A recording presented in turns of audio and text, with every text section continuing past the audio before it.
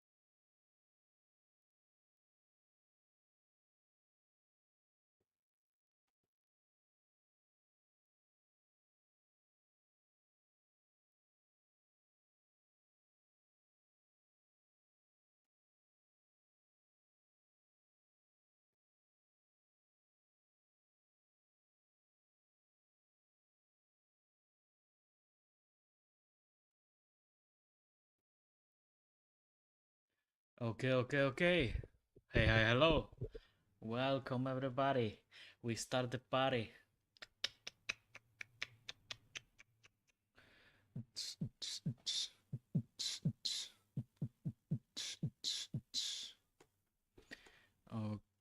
Okay.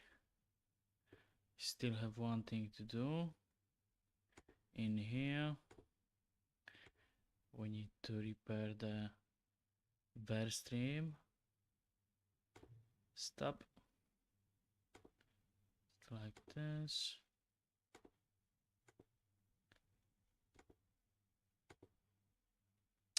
I want to add new scene. I would like to add a new source, and that's gonna be a window. Let's talk today. Let's talk, guys. Let's chat. Let's have some discussion. I'm curious about who gonna say what. Curious about your opinions. We're gonna see few of mine. Shall see. And I need to eat the noodles. I'm hungry as hell. I eat shit. I need to do it right now.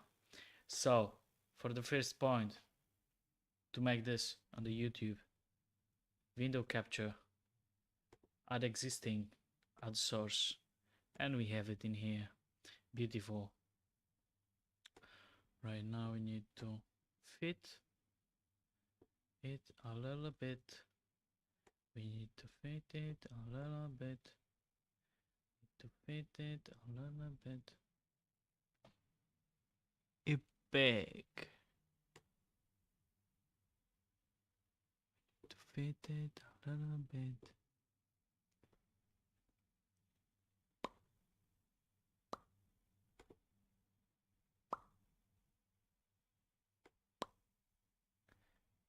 Big. Beautiful. Oh my gosh.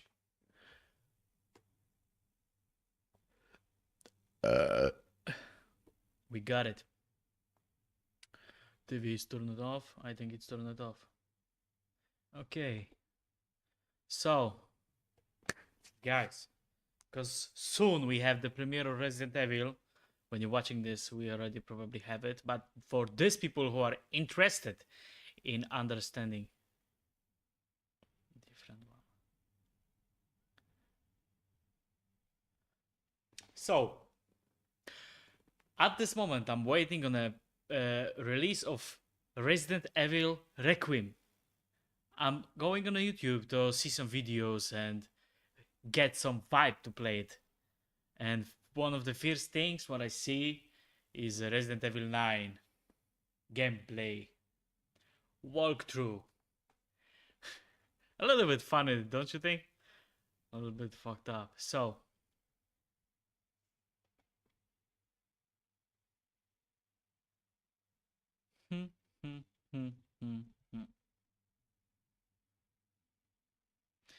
before you buy, what do we have in here?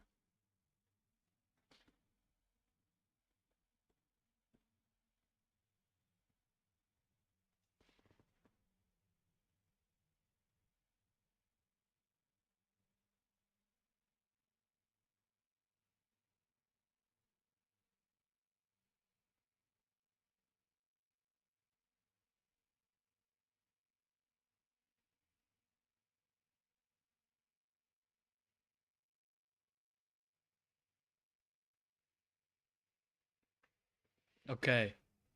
Now I need to check. Now I need to check how it sounds on a stream.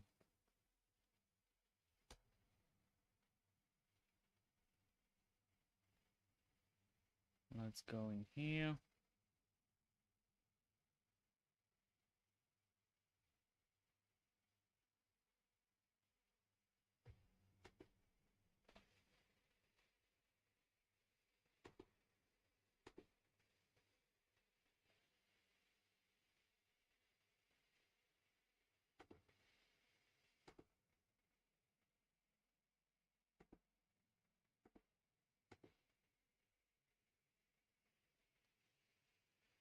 Hmm.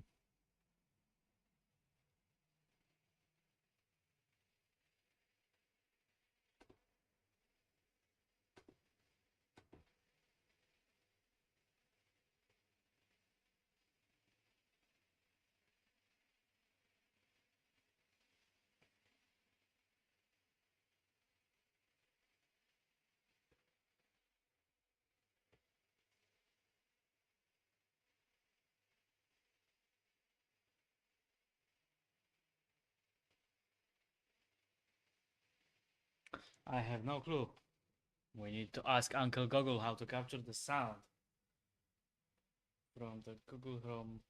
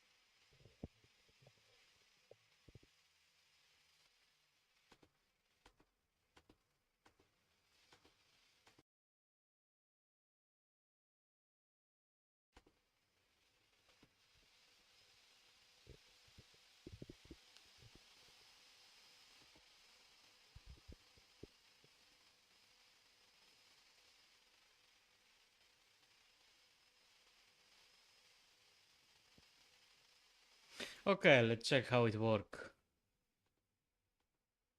Him for the first time, you might be left wondering what the hell is going on.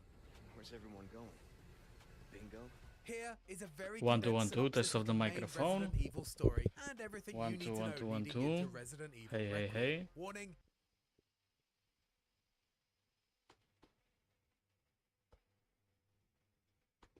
Him for the first time, you might be left wondering what the hell is going on.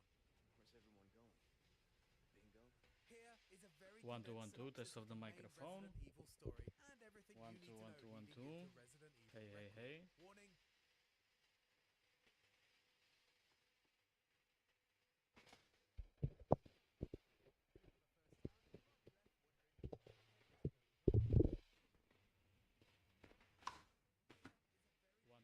I have an idea.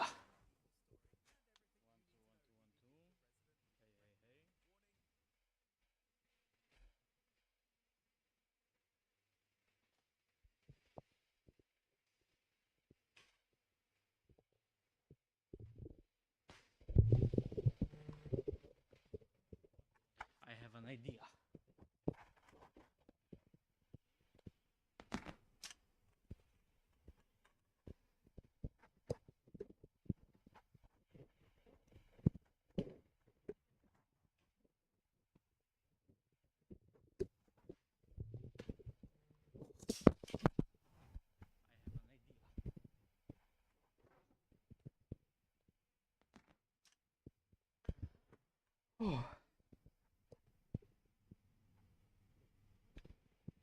Okej, mamy mikrofon. Teraz trzeba... Jak to kurwa kręcić? Aha, dobra, mamy to.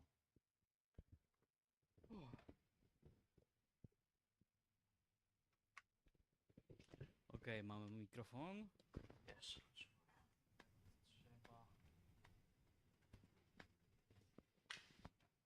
Teraz... Mamy to. We have it, guys. Oh my gosh. Please work. No way I just broke it. No way.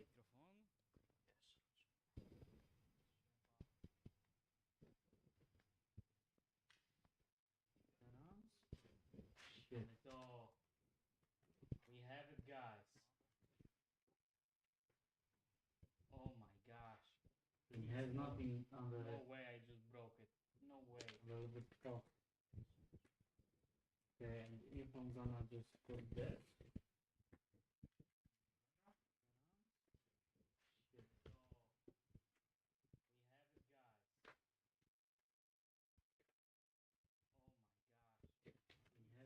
Shit.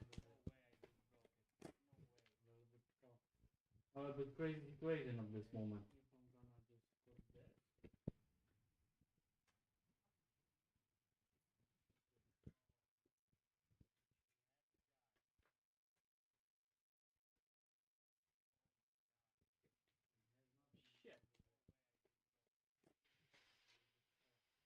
Oh, the crazy situation of this moment.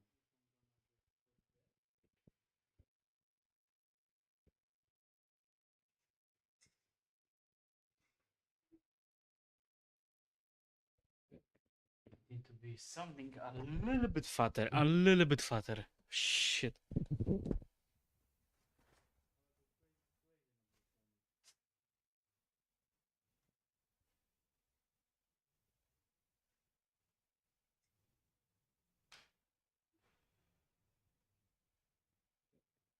Need to be something a little bit fatter, a little bit fatter. Shit.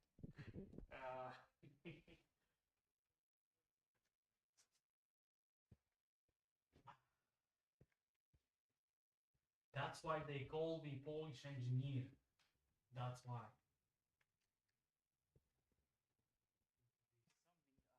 Bang. A little bit fatter.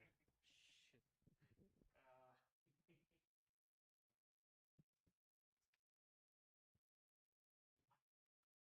One more and a half. That's why they call me Polish engineer. Yes. That's why. Bang.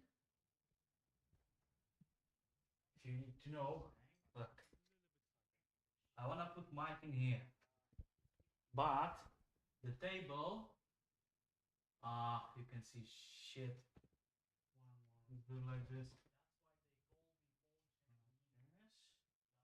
Yes. Everything for you guys. But the table is not flat in here. But so the mic is unstable as fuck. gonna drop 100%, 100%. So the thing what we need to do, everything for you guys. I'm gonna put this piece of paper inside. The table is not flat in here. First, need to make it close a little bit. Now we're gonna on half one more time. So the thing what we need to put it in here. I'm gonna put this piece of paper inside.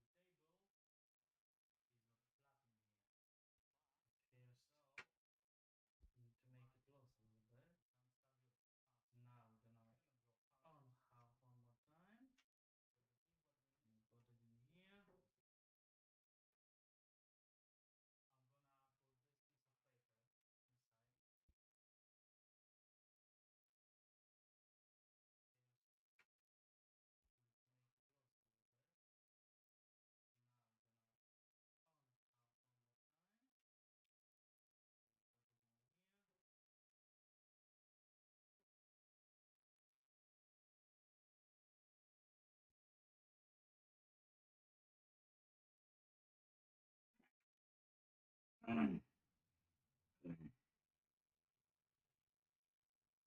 Oh.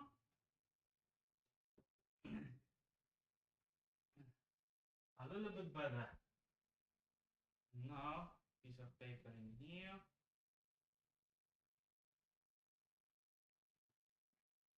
Because we don't want to break the glass. Oh.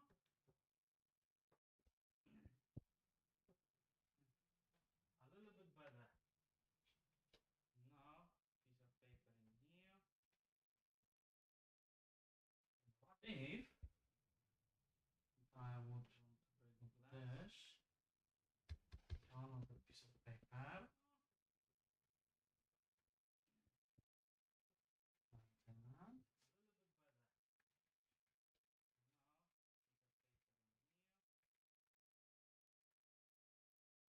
this and this piece of paper was just dropped. I'm gonna put inside.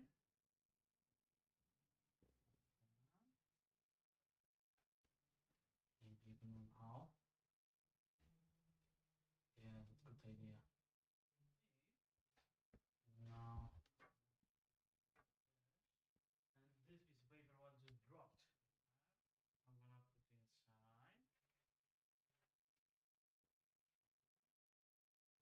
Maybe you don't know how. Yeah, that's a good idea.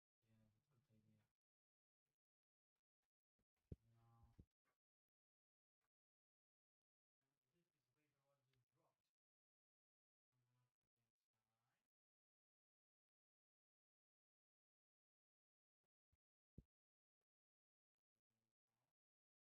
I don't like it. I don't fucking like it.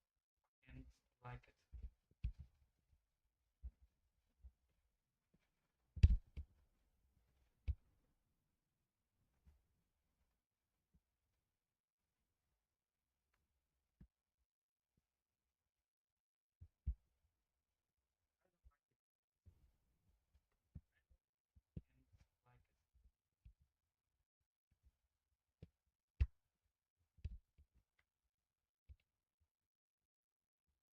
Holy shit.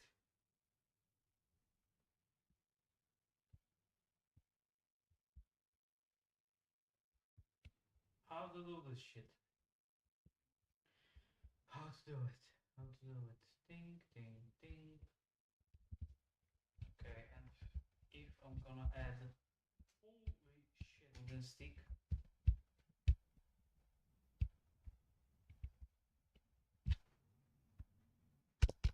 How to do this shit? How to do it? Can be better. Ding, ding, ding. Let's try it out. If I'm gonna add beautiful. Stage 1 completed. Stage 1 completed, guys. We have it. Can be better. Now I'm gonna make a little bit More space. Beautiful. Stage 1 completed. Stage 1 completed, guys. We have it. Now we can give the sticks. Now I'm gonna make a little bit more space. Stage 1 completed. Stage 1 completed, guys. We have it.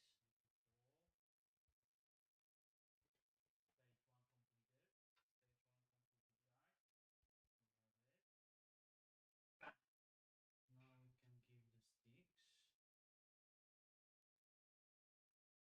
Power.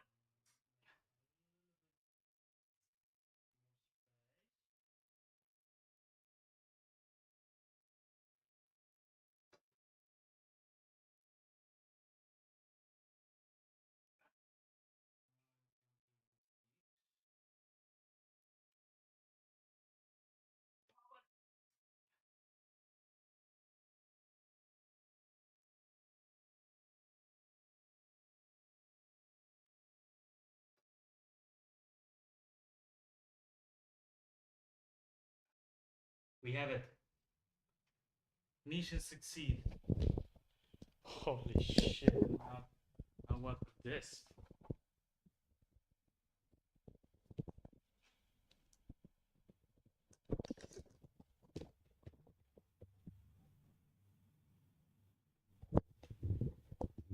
We have it. Mission succeed. Holy shit. Now what with this?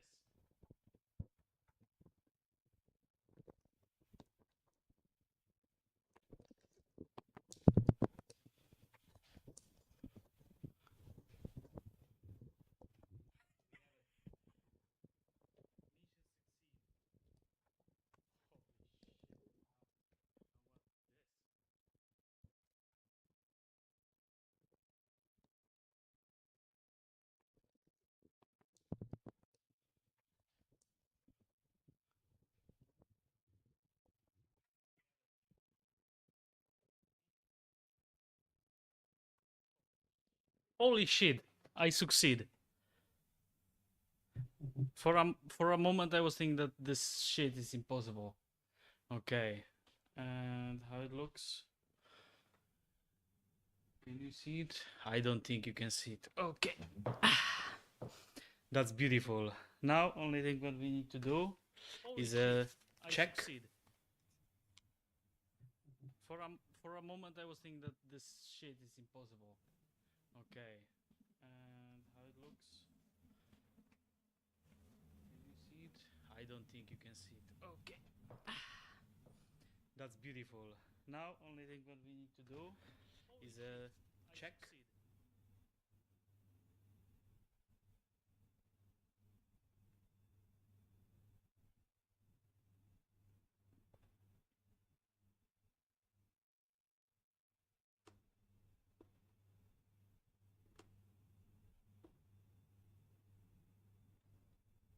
Okay.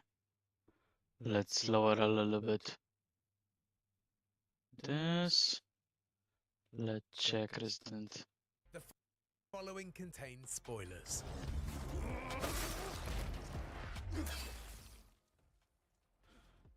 Resident Evil 0. July 23rd, 1998. Raccoon City Police That's Bravo team is that's how I'm gonna watch it. And now I'm curious how you will hear it, because that's also important. Makes her way towards a spooky-looking mansion nearby to find the rest of Bravo team. Before she can arrive, Rebecca, along with her newly acquired convict companion Billy Cohen, arrive at an abandoned training facility. Discovering that its former director, Dr. James Marcus, along with former partner Oswald E. Spencer, was responsible for a new biological weapon dubbed the T-Virus. Okay. That turns humans into zombies and other monstrosities. So, how it sounds? Let's check it. Okay.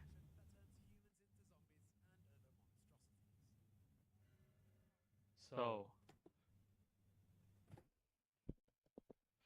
why I can hear double at this time? the scope. Okay, let's play different one. Bank. Why I can hear double? Why I can hear double?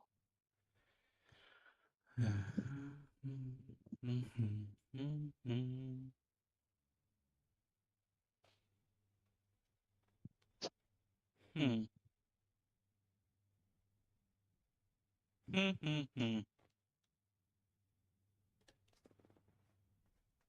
Let's ask Uncle Google. Uncle Google know everything.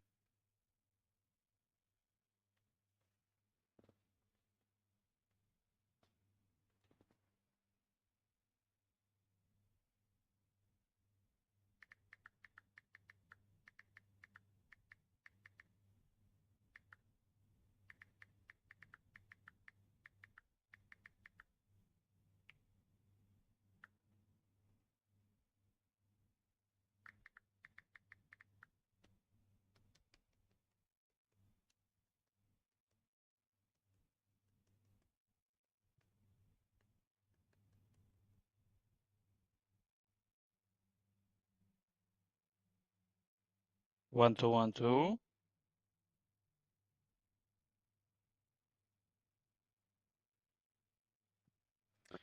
Okay, so let's change the microphone. Now what we have? Uncle Samson.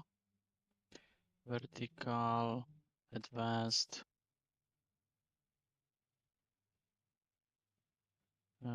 Samson.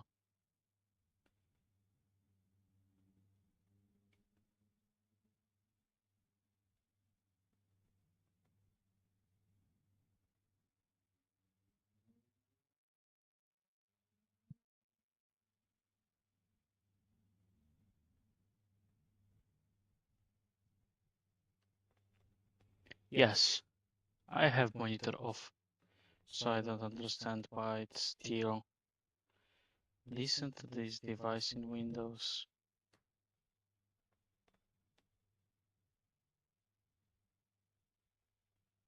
Yes, I have monitor off.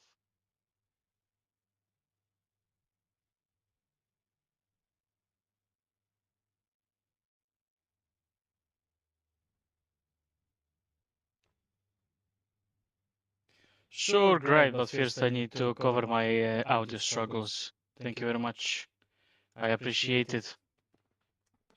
Gonna eat noodle for you. Starting to be pissed off.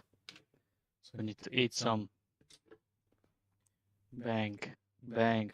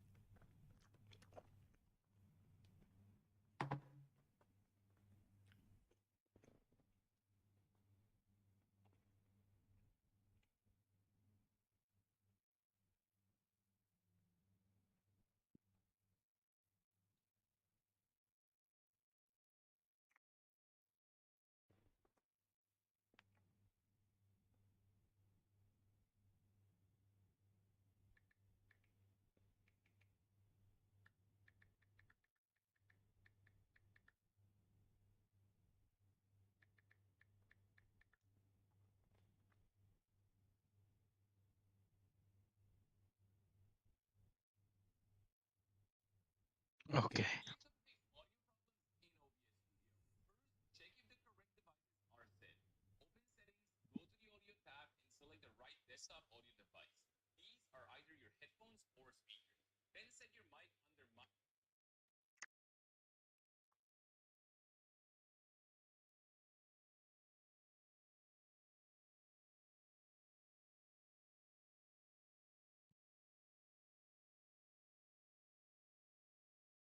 So I don't understand why.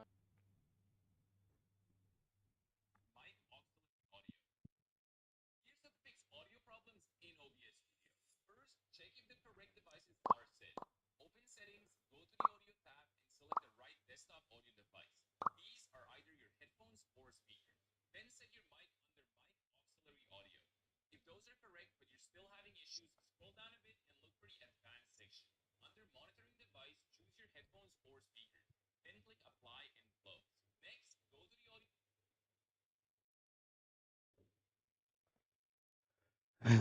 Matters advanced. Advanced monitoring device. Speakers. Headphones. Apply. Mixer, right-click anywhere and select Advanced Audio Properties.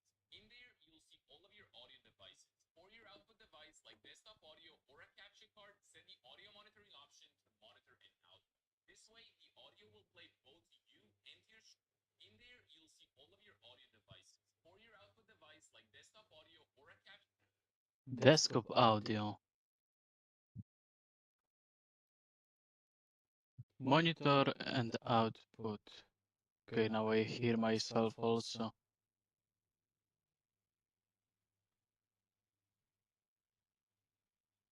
One, two, three, four. 1, 2, 3, 4. Test of the microphone. Right. Still. Listen to the headphones. Apply.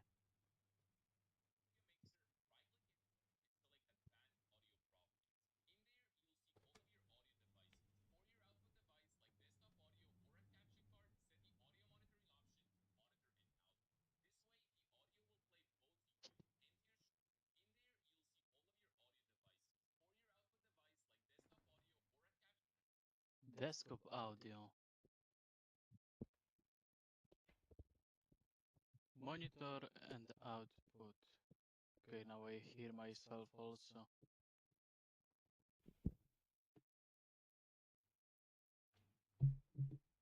One, two, three, four. 1, 2, 3, 4. Test of the microphone. Right. Still. Listen to the headphones. capture card, set the audio monitoring option to Apply. monitor and output. This way, the audio will play both to you and to your stream or recording at the same time. This should fix most audio problems in OBS. Audio monitoring option to monitor and output. This way, the audio will play both to you and to your stream or recording at the same time. This should fix most audio problems in OBS. Desktop audio. Advanced audio properties. In there, you'll see all of your audio Monitor devices. and For your output. output device like desktop Okay, audio now I or a hear capture card, myself set the also. audio monitoring option to monitor and output. This way, the audio will play both to you and to your stream or recording at the same time. That's not the struggle what I was asking, Google.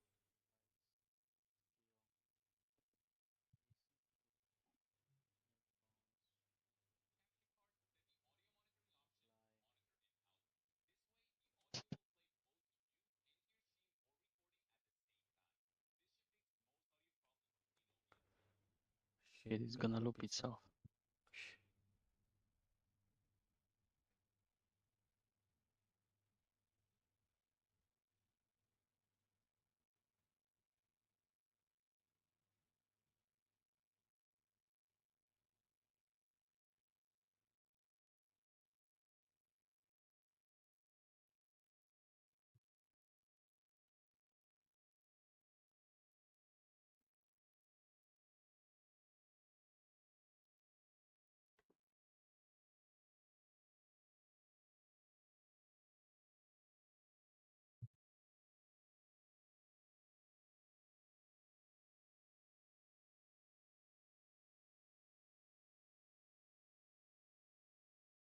Oh, maybe that is it. Let's check. 1, 2, 3, 4, 7, 8, P15.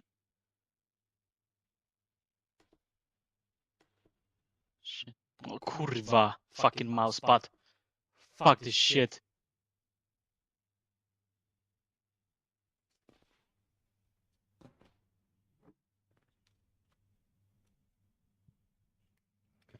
And that's not this shit.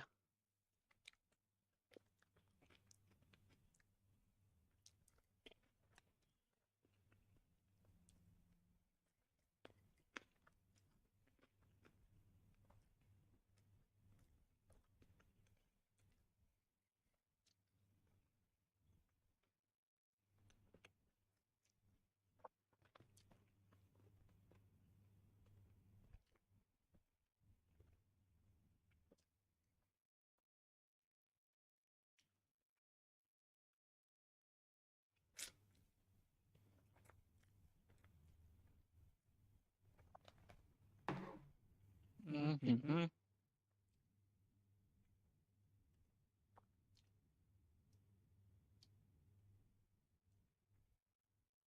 And what if I were gonna silence one desktop?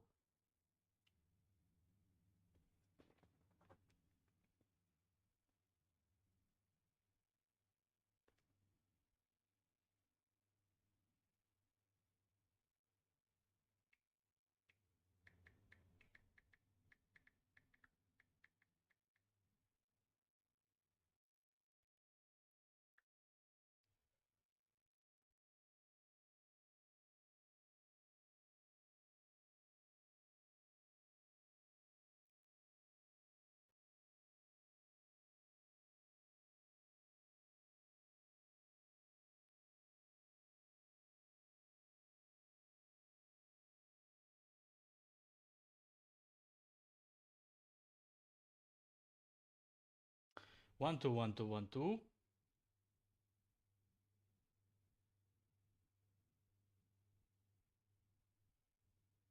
And now it just repaired itself, or what the fuck is going on?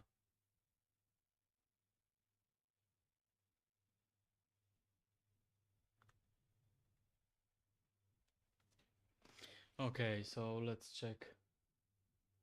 Let's check with resident. Maybe now it's okay.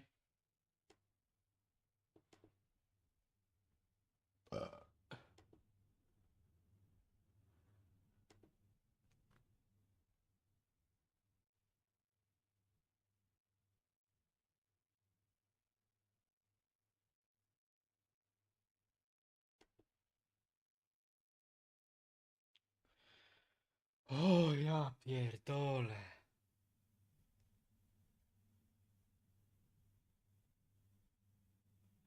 I've done nothing. The microphone just repaired itself and my Chrome window just stopped working. I'm curious what's gonna happen in the next 10 minutes. This work is fighting with the wind catchers.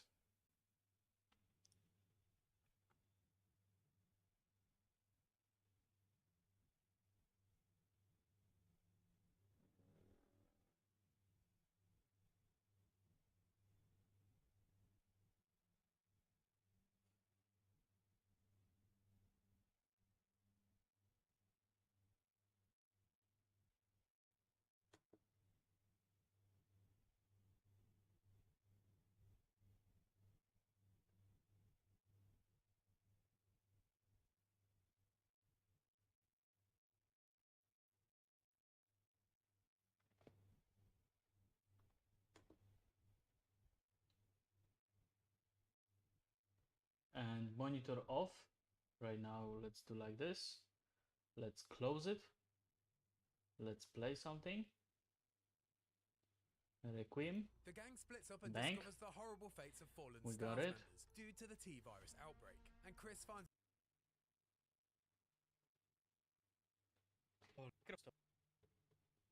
Right now, let's play something. Requiem. the gang splits up and Bank. discovers the horrible fates of fallen We staff got it. members due to the T-virus outbreak. And Chris finds Damn, it is working. Holy shit, it's gonna loop itself.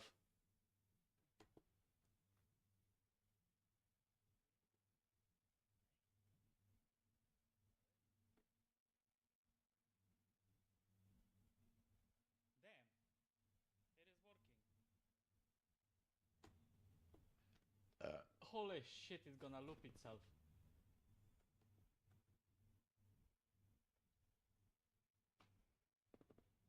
Requiem. The gang splits up and Bank. discovers the horrible But we need to make it a little bit louder. due to the T-virus outbreak, and Chris finds Like this. Maybe. Oh, give it full. Let's do like Bravo this. team member Rebecca Chambers still alive. You. Chris Redfield, Alpha Team. We're here to rescue you. Jill and Chris eventually discover that the Umbrella Corporation, a pharmaceutical company Damn. with shady business It is practices, working. was behind illegal experiments that resulted in the horrors roaming Holy shit, it's gonna loop the itself. mansions. 1 2 1 2 1 2 1 2 1 2 1 2. Hey, hey, hey. Very nice, very good, very Eventually- nice.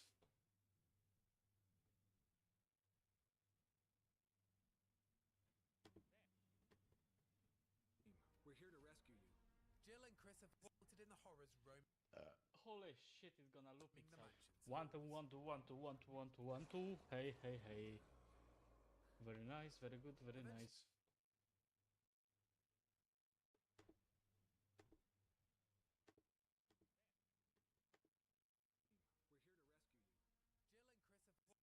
Eventually, once they reach the sinister laboratory, our survivors discover One, that two, Wesker, their 1, 2, team 3, leader, is 1, 2, actually 3. a traitor and works for Now Umbrella let's in check some it, capacity. how it Wesker sounds. infects himself.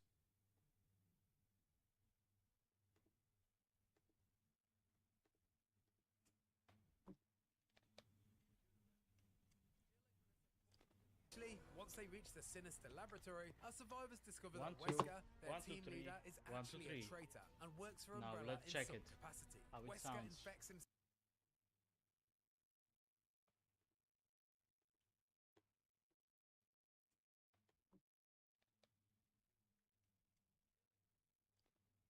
Once they reach the sinister laboratory, our survivors discover 1, that 2, Wesker, their 1, 2, team 3, leader, is 1, 2, actually a 3. traitor and works for Now Umbrella let's in check some it, capacity. how it Wesker sounds. infects himself.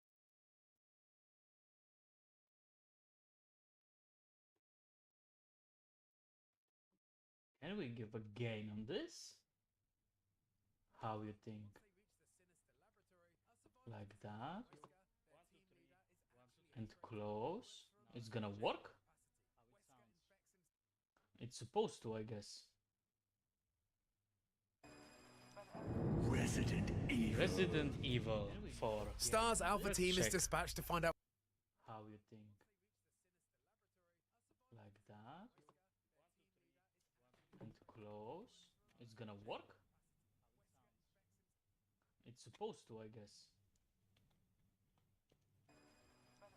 Resident Evil. Resident Evil 4. Star's Alpha Let's team is check. dispatched to find out. How you think? Like that? It doesn't work. It's gonna work? It's supposed to, I guess. Resident Evil. Resident Evil 4. Star's Alpha Let's team is check. dispatched to find out. How you think? Like that? It doesn't work. It's gonna work? It's supposed to, I guess. Resident Evil. Resident Evil 4. Star's Alpha Let's team is check. dispatched to find out. Expander.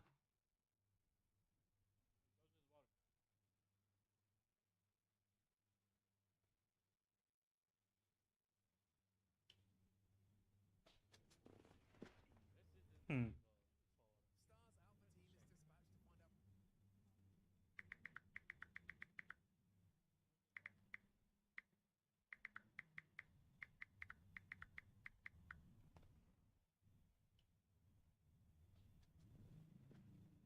Hmm.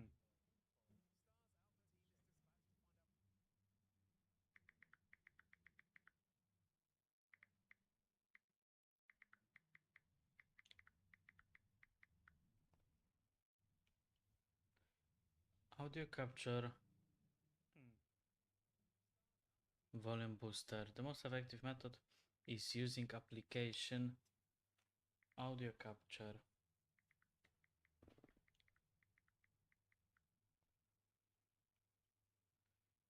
Audio capture.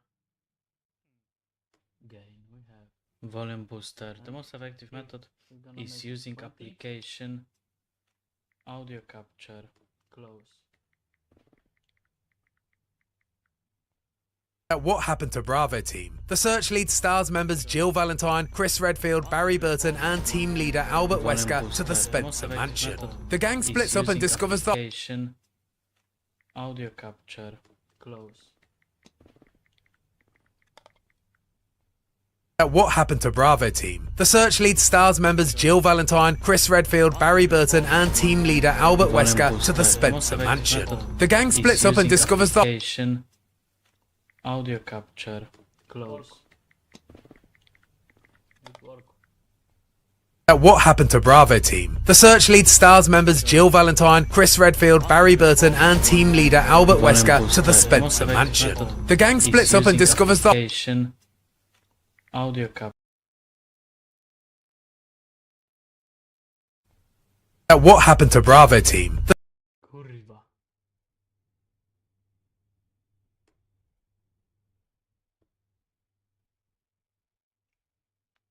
The horrible fates of fallen stars 1, 2, members 3, due 4. to the T-virus outbreak, and Chris finds Bravo team member Rebecca Chambers still alive. You. Chris Redfield, Alpha Team. We're here to rescue.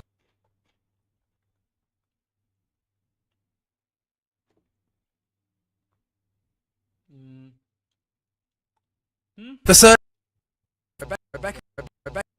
Rebecca Chambers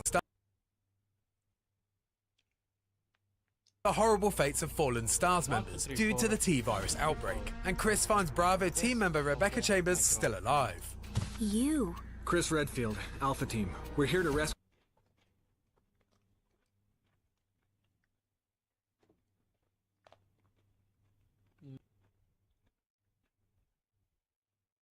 Bravo team. Rebecca Chambers the horrible fates of fallen stars 1, 2, members 3, due 4. to the T-virus outbreak, and Chris finds Bravo team member Rebecca Chambers still alive. You. Okay. Jill and Chris eventually discover that the Yeah, but Umbrella now still Corporation, can a talk, pharmaceutical company I with can talk and shady I can business listen, I can- practices, I was can behind game. illegal experiments that resulted in the That's a good- horrors roaming the mansion's way. hall.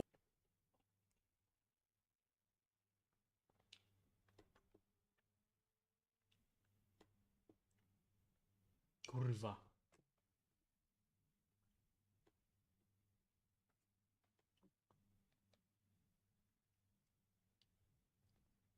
Once they reach the sinister laboratory, our survivors discover that Wesker, their team leader, is actually a traitor and works for Now Umbrella let's in check some it. capacity. How it Wesker sounds. infects himself.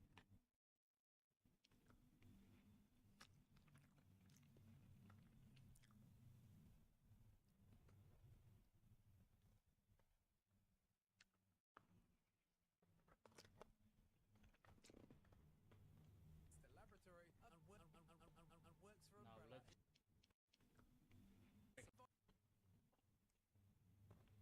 That resulted in the That's a good- horrors roaming the mansion's way. hall. A little bit less.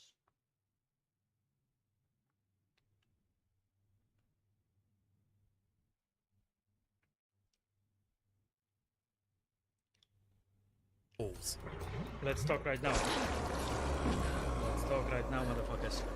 Eventually, once they reach the sinister laboratory, our survivors know how discover it's that gonna be. Wesker, their team leader, is actually a traitor and works for Umbrella in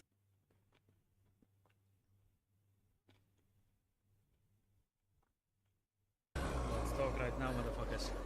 Eventually, once they reach the sinister laboratory, our never survivors know how discover it's that gonna be. Wesker, their team leader, is actually a traitor and works for Umbrella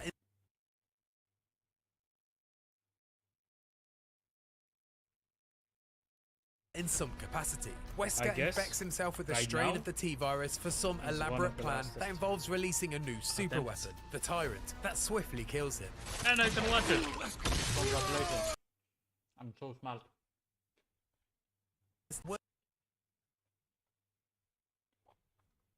In some capacity, Wesker guess infects himself with a right strain now of the T-virus for some is one elaborate of the plan last that involves releasing a new super attempts. weapon, the Tyrant, that swiftly kills him. And I can watch it. Congratulations. I'm so smart.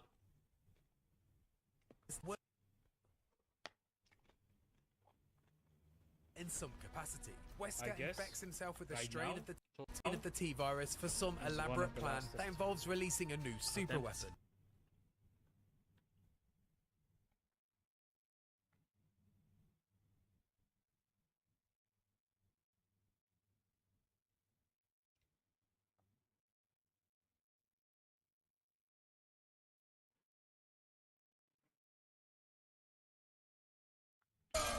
After managing to defeat the monster, Bang, bang, bang. the remaining STARS team escaped the facility. Watching. Our survivors return to Raccoon City and begin to learn that And the that's how I corruption can runs watch. deep. They Now decide to go everything is rogue and perfect. investigate a grand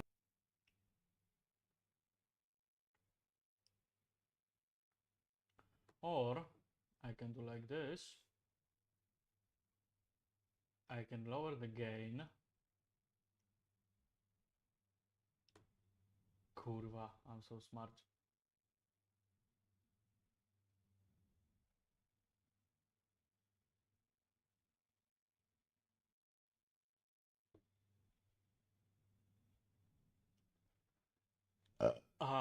I cannot lower the gain because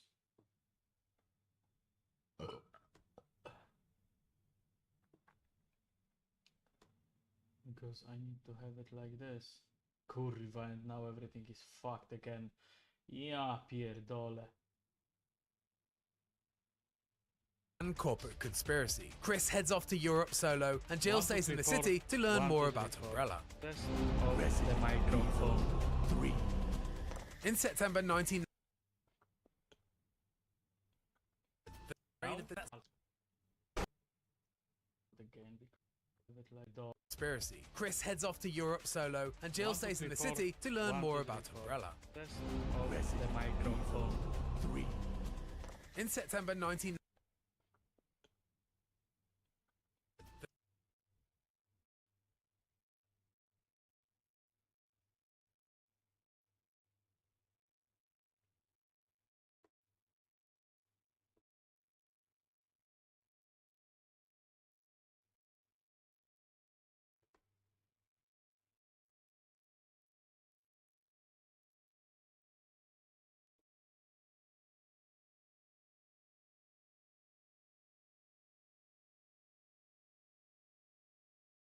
Now, the gain because it like dog. Conspiracy. Chris heads off to Europe solo, and Jill 1, 2, stays in 3, the 4. city to learn 1, 2, more 3, about 4. Umbrella. Test of 98, Raccoon City became overrun with zombies. Umbrella City wondering what... Nice. The 9th entry in the mainline Resident Evil series is fast approaching. Okay, the Resident Evil recap the complete timeline. I'm interested. I'm waiting right now on the Resident Evil Requiem. Still, I have some like 6 hours. So let's pump ourselves. Let's watch. Survivors return to Raccoon City and begin to learn that the corruption runs deep. They decide to go rogue and investigate a grand corporate conspiracy. Chris heads off to Europe solo, and Jill... Nice. The 9th entry in the mainline Resident Evil series is fast approaching. But if you're looking to jump in for the first time, you might be left wondering what the hell is going on. Where's everyone going? Bingo? Bingo. Here is a very condensed synopsis of the main Resident Evil story and everything you need to know leading into Resident Evil Requiem. Warning, the following contains spoilers.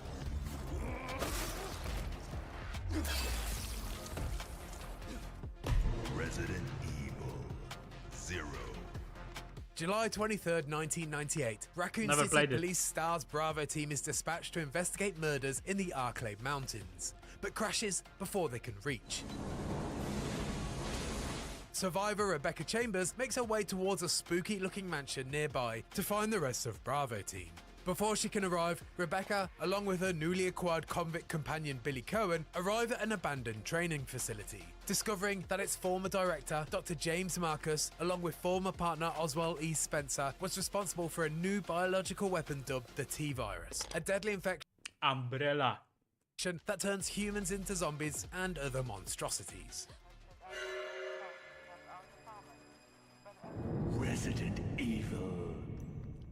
STAR's Alpha Team is dispatched to find out what happened to Bravo Team. The search leads STAR's members Jill Valentine, Chris Redfield, Barry Burton, and team leader Albert Wesker to the Spencer Mansion.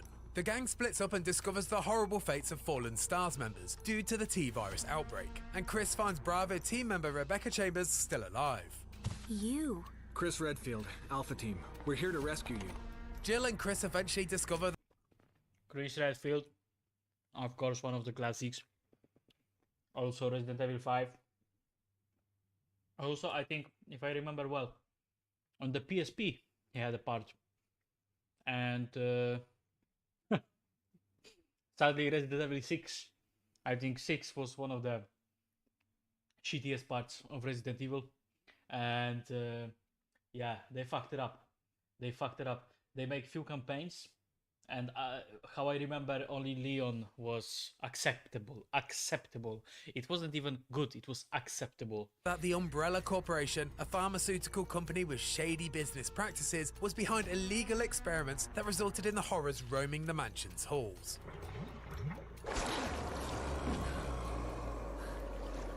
Eventually, once they reach the sinister laboratory, our survivors discover that Wesker, their team leader, is actually a traitor and works for Umbrella in some capacity. Wesker infects himself with a strain of the T-virus for some elaborate plan that involves releasing a new superweapon, the Tyrant, that swiftly kills him.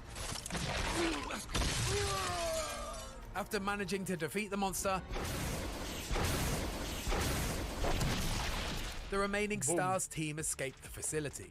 Our survivors return to Raccoon City and begin to learn that the corruption runs deep. They decide to go rogue and investigate a grand corporate conspiracy. Chris heads off to Europe solo, and Jill stays in the city to learn more about Umbrella.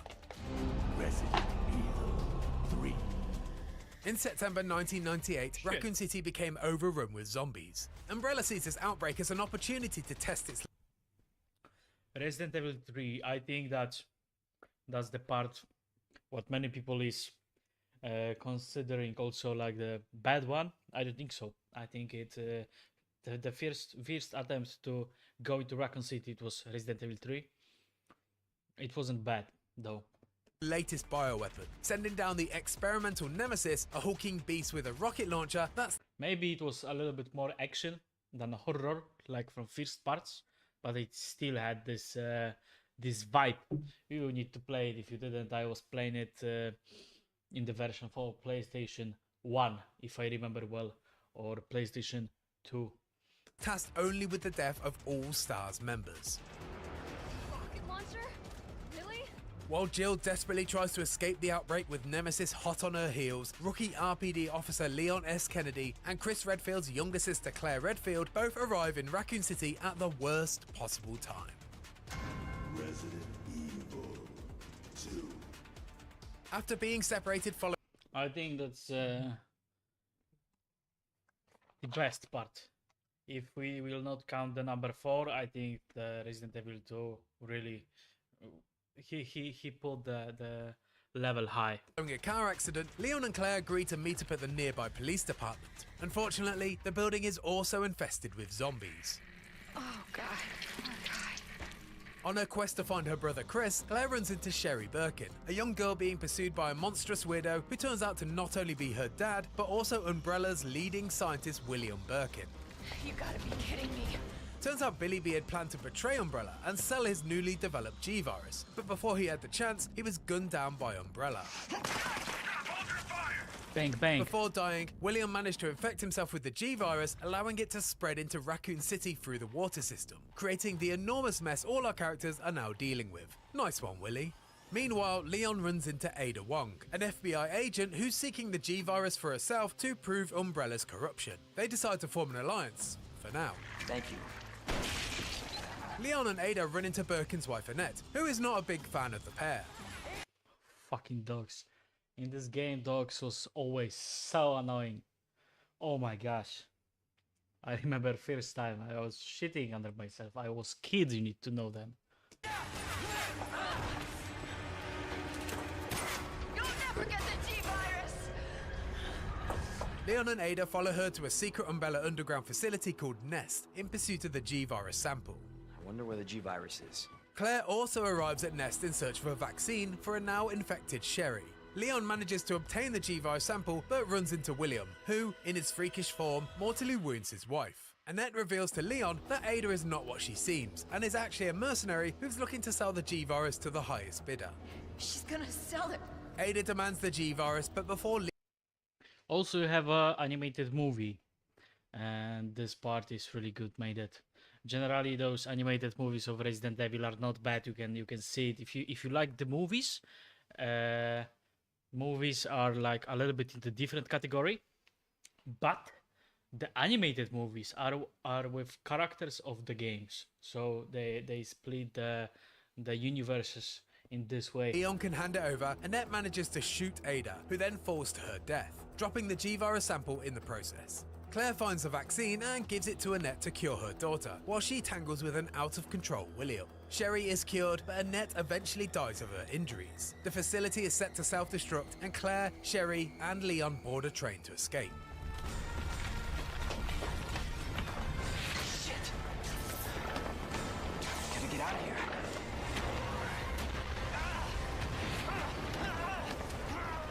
With Nest destroyed, the crew finally manages to escape the nightmare, and on the outskirts of Raccoon City, vow to continue their fight against Umbrella. So, is it over? It will never be over. We're gonna fight until the end with Umbrella. I don't know. But if it's not, we'll stop it. Whatever it takes. Yeah, you damn right we will. Resident Evil Outbreak. While Jill, Leon, and Claire are dealing with their own issues amidst a zombie outbreak, 8 other Raccoon City residents are also in a desperate fight for survival. Most notably, local journalist Alyssa Ashcroft, an investigative reporter trying to spotlight Umbrella's evil ways. Alyssa manages to escape Raccoon City before its government-issued annihilation, carrying information that could expose Umbrella once and for all. Resident Evil 3. Elsewhere in Raccoon City, Jill Valentine is infected with the T-Virus. Fortunately, Carlos Oliveira, a merc who, despite being hired by Umbrella, is on the scene to not only cure Jill, but also help her find an important vaccine. Come on. By the way, I think Resident Evil remakes one of the best remakes on the world ever produced. I never saw this scale. I think that only one thing what could make it even better, give the option to play with the camera from up, like in the old days. That would be amazing. Amazing. This shit better work. At this point, our heroes discover the unfortunate news that the US government... Of course, I will not say that our Blue Sony studio didn't make a good job with the Dark Souls, because also that was piece of art. Dark Souls or Demon Souls, I don't remember correctly. I need to play it anyway. I have one kind of the challenge, an idea to do it with you guys, so we're gonna see. But yeah, I saw that they really make a good job also with this game. plans to wipe out Raccoon City with a missile strike, hoping to eradicate the infection. Carlos and Jill... Most of the remakes or remasters are just like on left hand made it, you know what I mean? This, when I first time saw Resident Evil remake, I remember the emotions over the night. That was crazy how it looks, the change of the gameplay style, but how I said, the change of camera, the option would be great. We'll head to another underground lab, this time creatively called Nothing will Nest give this 2. vibe. Unfortunately, Nemesis is still alive and very much in pursuit. Jill and Carlos manage to take out the abomination once and for all, and with the vaccine sample in hand, escape the city before the missile strike. Unfortunately, Nikolai, Carlos's former colleague slash secret operative, is waiting and manages to destroy the vaccine vial. Jill and Carlos take down Nikolai, leaving him for dead, and escape just before the missile arrives to completely floor Raccoon City for good.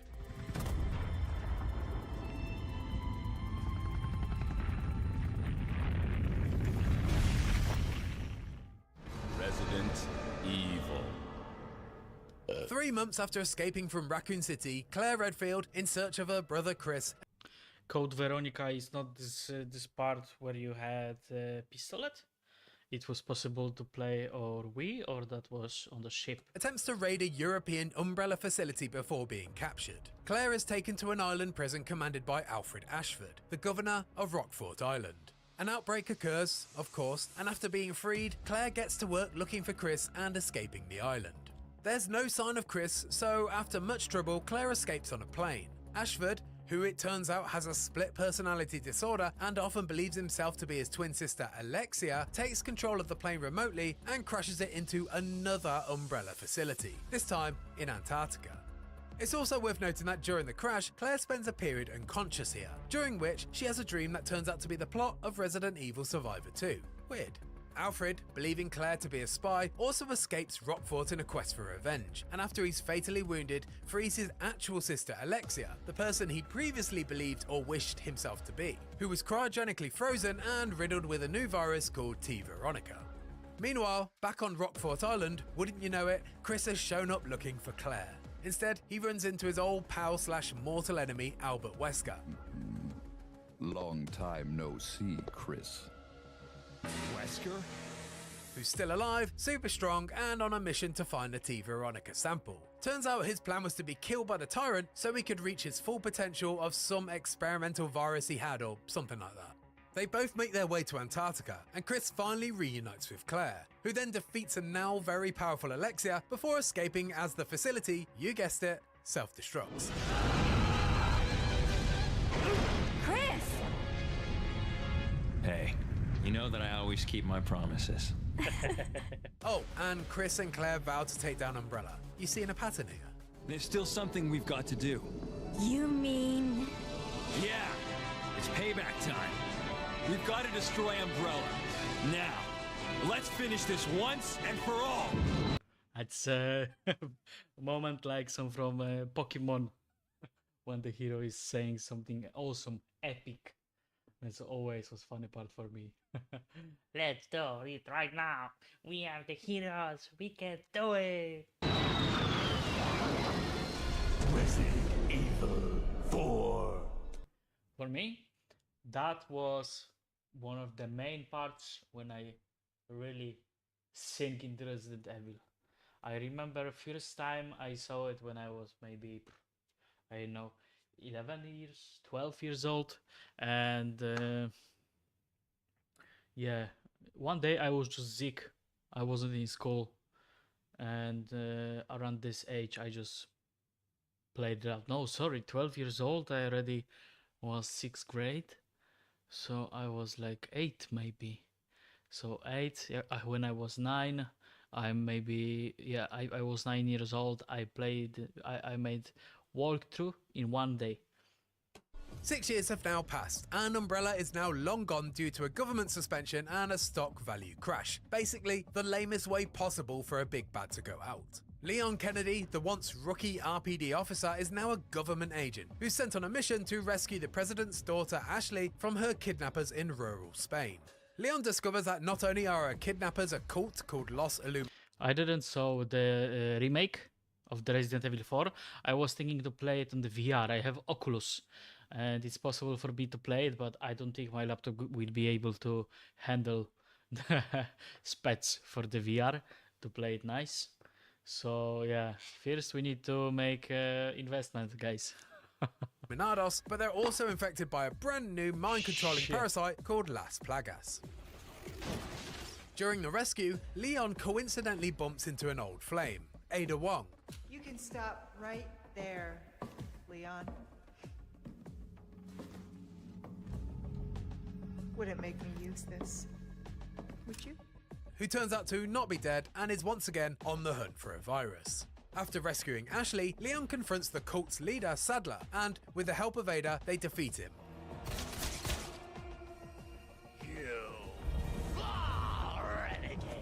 Bringing down the parasite and all the hordes he infected.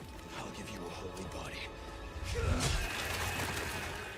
Ada, once again showing her true colours, takes the Las Plagas sample and escapes by helicopter. But not before, setting the base to self-destruct. I don't understand. Why would she just... We're gonna move. Island's gonna blow. It's gonna what? Leon and Ashley managed Yeah, I just wanted to say this last action when he was going with the scooter. It was fun. I remember on those times it was like, wow, let's run.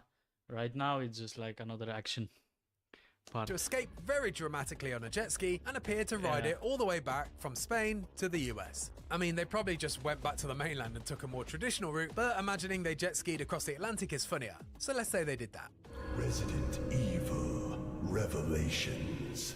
Shortly after the events of Resident Evil 4, we're finally reunited with our original protagonists, Chris Redfield and Jill Valentine, who are now involved in a new investigation into bioorganic weapons, which results in them discovering a new strain of the T. What? What was this part? Wait a second, guys, because I can't see. Hello, Mary. Hello. Thank you for the follow. It's going well. I'm waiting on a Resident Evil 9. I still need to wait 4.5 hours. How you doing? Everything good? I hope so. Virus called T-Abyss, a weapon that the latest new evil organization Veltro plans to use, infecting 1/5 of the world's oceans. Ultimately, there's a lot of betrayal and evil plots here, with names and organizations that mostly don't feature in the wider series, except for one, the BSAA, short for the Bioterrorism Security Assessment Alliance. Chris and Jill are founding members, and this new organization's motives become the driving force for these characters going forward. Naturally, Chris and Jill survive the events of Revelations, taking us directly into the next chapter of Resident Evil. Resident Evil 5. Yeah, that's nice. That's he made this timeline. Because before I wasn't that sure about how, that first part was a first, and right now we have everything on the table. I love it. 2 years after Resident Evil 4, our Thank you, YouTube. Thank you, God, that you created. original bad Wesker is still on the loose. Chris and Jill, now under the banner of the BSAA, follow a lead towards Umbrella's founder Oswald E. Spencer, but instead run into Albert Wesker, who has killed Spencer. Wesker, seemingly even more powerful than before and now dodging bullets for fun, is more than a match for Chris and Jill. To save Chris's life, Jill Yeah, we was laughing at him with people that this is the Neo. Neo, come to Resident Evil to fulfill the gap. sacrifices herself, sending both her and Wesker to their deaths. Chris, understandably, is a bit sad. Resident Evil 5. Almost 3 years With Resident 5, they really had a problems. Maybe not like real ones, but the marketing for this game was critical for them because they was accusing them of racism, because most of the people what you kill in this game are of course black coral people, because this game is in Africa, and for healthy person with healthy brain, he can add 1 to 1 and they can understand that that's how it's supposed to be. But some of the people just trying to make a bad PR. But I think for Resident Evil anyway, it was on the plus. If you're gonna see on the full timeline until now. after Jill's death, Chris is tasked with apprehending terrorist Ricardo Irving, who is selling bioorganic weapons in Africa. Wow, perceptive, aren't ya? Along with his new partner Sheva, Chris discovers that the locals are infected by a modified Las Plagas parasite. Chris is also informed by the BSAA that Jill could still be alive. After defeating a mutated Irving, Chris and Sheva learn that Tricell, the company that funds the BSAA, had taken over Umbrella's CD work in conjunction with a, would you believe it, still alive Wesker, who's been conducting human experiments. Wesker, you are alive. Unfortunately, one of his victims is Jill, who is also still alive and now under Wesker's control. Chris and Sheva manage to subdue Jill and remove the mind control device before it's too late. Wesker tries to flee on a bomber, which crash lands into, of all places, a volcano.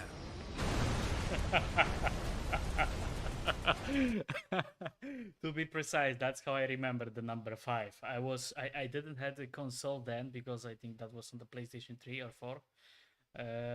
I had no cash. I was still too young. and I was walking with my colleague to the game club because they had Resident Evil 5 and we was playing. I remember. I think we almost made it full in the game club, but before the finish, they resetted all of the memories in the whole game club, and it was fucked. But it was fun. I remember it as an action game. Yeah, I really liked it. I don't understand hate, but for the people who prefer more horror or horror survivor, I can believe that for them it can be like on two tips, you know. After some brief boulder punching, Chris and Sheva finally kill Wesker once and for all. And all is well in the world, for now. Locked and loaded. Suck on this, Wesker. Your time's up, you son of a bitch.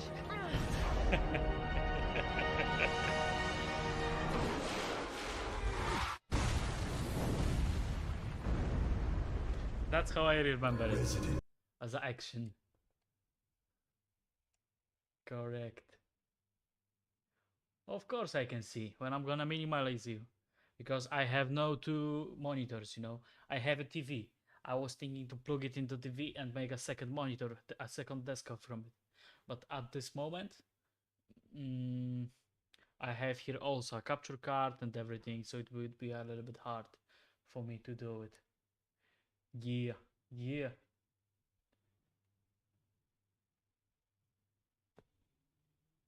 Minecraft? I have a Minecraft on the phone, but I think I also can play it on the PC because I have it on the Play Store.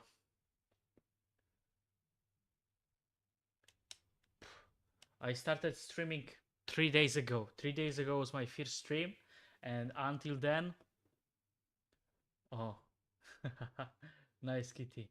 Until then, from then, I had many struggles with audio and visuals.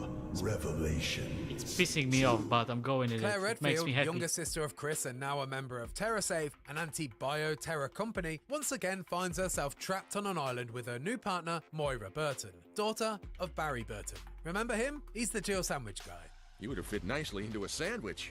This island, an abandoned prison, isn't a nice place to be. While being stalked by mysterious monsters are directed around this labyrinth by someone known as the Overseer. Who the f is quoting poetry? Are you afraid? After all the typical Resident Evil hijinks involving other survivors, shady corporations and betrayal, it's revealed that the Overseer is called Alex Wesker. Although she does share a surname though, she's not actually a relative of the infamous villain. Stay tuned for that later. But rather a kidnapped child who was snatched for her talents and inducted into the Wesker Project. A sinister plot developed by Oswald E. Spencer to try and develop a race of superior beings using the T-Phobos virus. Another virus, blimey. I have to destroy you! Alex has been doing her own experiments on the prison island. Yeah, they made many kind of viruses, but every single one of them is based on the T. So that's how it looked like. Injecting a virus into her victims and creating a fresh batch of monstrosities. Eventually, Claire and Moira corner Alex, and now, with nowhere left to run, Alex commits suicide. But not before, say it with me, setting the base to self-destruct. Self-destruct sequence of the facility's upper spire will begin immediately. Claire manages to escape, but unfortunately, Moira is trapped under rubble. Enter Big Daddy Barry. Moira. 6 months pass before Barry reaches the island, desperately chasing Moira's SOS signal. But before finding his daughter, he runs into a still alive but mutated Alex Wesker. That's not enough to live. I want to transcend. After more survival horror hijinks, Barry eventually comes face to face with Alex, who's now heavily mutated into a final glowing orange target covered form. Fortunately, both a still alive Moira and a returning Claire Redfield with a rocket launcher arrive to swing the odds in Barry's favour.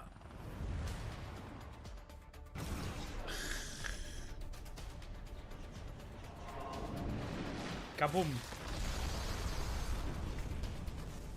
In the epilogue, Claire receives a message.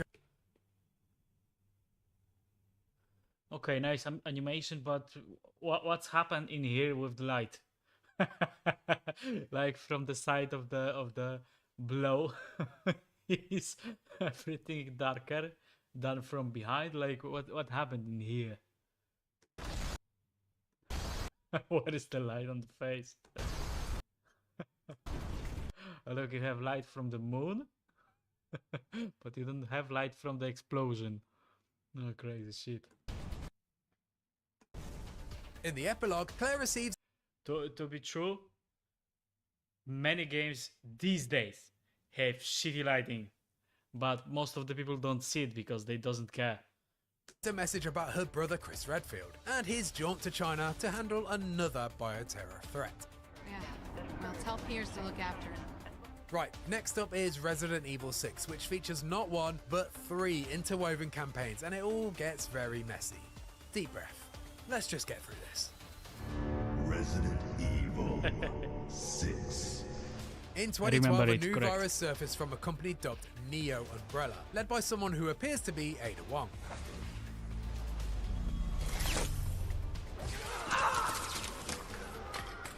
Series new... Resident Evil 6, one of the baddest parts, how I remember. That was the action one, but the thing is, in this game you had few options for make a few paths. So you could play with Leon, you could play with Chris, you could play with somebody else, and with every single one you had different storyline. Only Leon had acceptable storyline, and change my mind if not.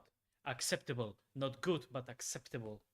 And other, like Chris, I don't know what the fuck that was, but yeah, the 6, Resident Evil 6, it was one of the worst parts what they ever produced. Changed my mind.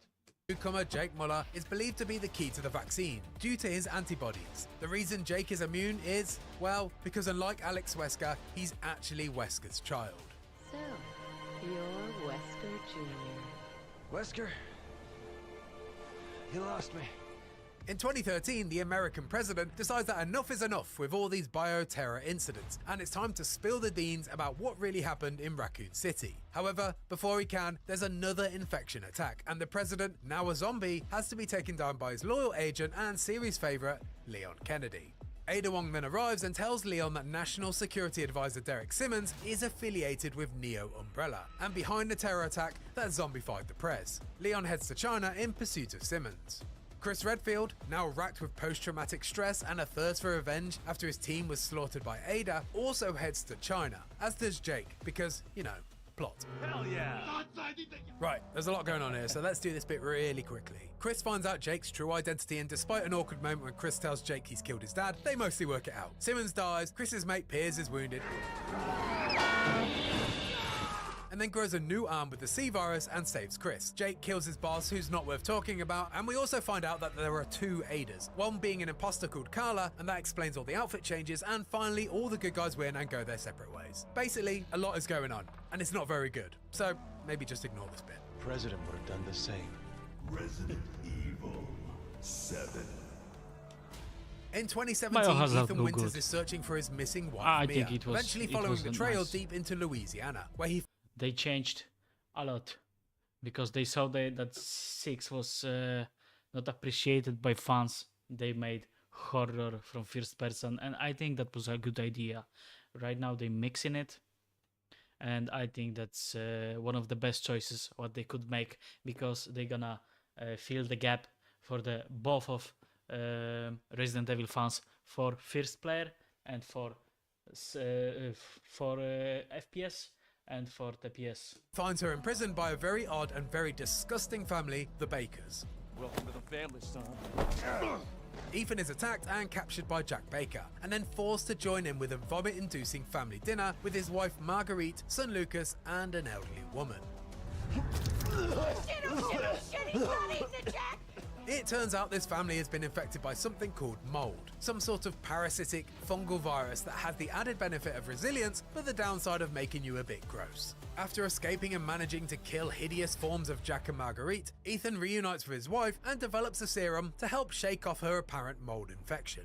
After trying to flee on a boat, the vessel is capsized by a mysterious creature that turns out to be a girl named Evelyn, a bioweapon that Mia, who it turns out is a secret agent, was tasked with escorting. Turns out Evelyn was responsible for the Baker family's mind-altering infection because she was desperate for her own family. You know, like all bioweapons are, classic stuff. Listen, the girl just wants a family of her own. Side note, you can also find a note from Alyssa Ashcroft in Resident Evil 7. Remember her from Resident Evil Outbreak? Turns out she's still a jobbing journo who's investigating the disappearances in Louisiana. After injecting Evelyn with a toxin, she reverts to her true form as the old woman at the baker's disgusting dinner. Turns out that she's been rapidly aging. Evelyn mutates into a giant blob like all classic Resident Evil bosses, and after a final confrontation with Ethan, with a little help from a recently arrived military squad, she's finally destroyed. In a final twist, the leader of the military squad is revealed to be none other than a very different looking Chris Redfield, emerging from a helicopter that's branded Umbrella. Resident Evil 7. After Ethan escapes, Chris and his team pursue Lucas Baker, who it turns out was never actually under Evelyn's mind control due to a serum provided to him by a new shadowy organisation called The Connections. The Connections were behind Evelyn's creation, and they were using Lucas to gather more data on her. But he also planned to betray his masters anyway, you know, like every Resident Evil villain ever. Lucas! After finally working his way through a series of traps, Chris manages to kill a mutated Lucas and finally returns to base for an urgent call. Game over.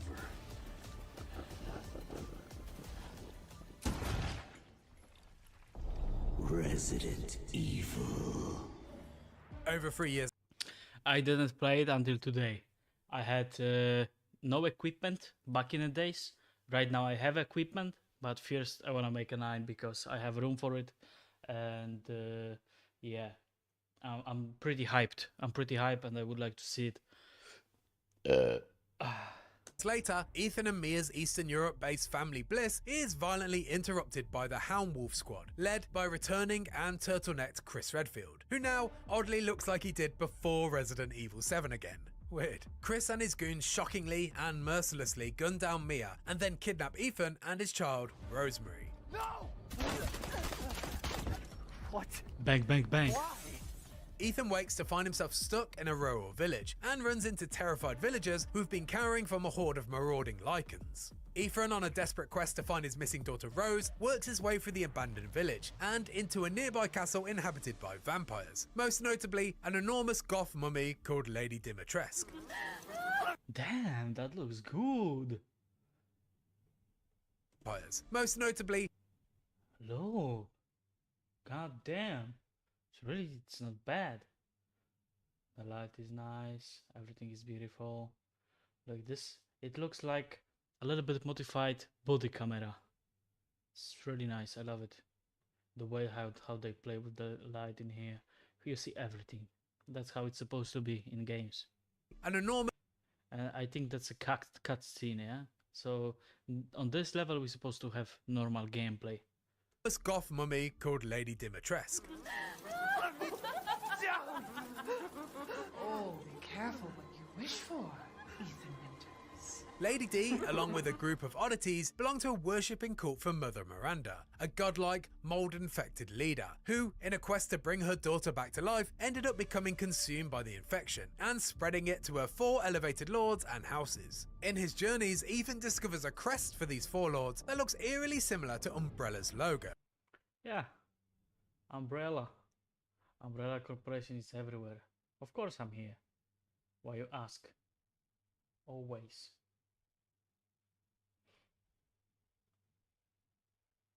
Four or 5 years on the commissions. Man, you have a lot of experience. Very well. I'm proud of you.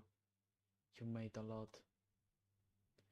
That's how it's supposed to be. Work on yourself, Hey, my friend. remember them? Ethan's journey to rescue Rose and take down Miranda's lords eventually leads him to... Shit. My Google Chrome just have Exa. Okay. Okay, everything's working again. Chris explains that the Mia he gunned down wasn't actually Mia at all, but rather a shape-shifting Mother Miranda, who considered Ethan and Mia's daughter Rose to be the Evelyn successor based on the fact that both her parents were infected by the mold. She changed her appearance and pretended to be Mia. Seems she also survived being shot, so now I'm here to finish the job. Rose was born with unique properties, and after Miranda finally confronted Ethan in her true form, she explained that the mold would help rebirth Rose as her daughter Eva. Miranda then, without hesitation, rips out Ethan's heart. Miranda, you coward! Come on and face me! Don't worry. Your death will come quick. You will join the Megamycetes records.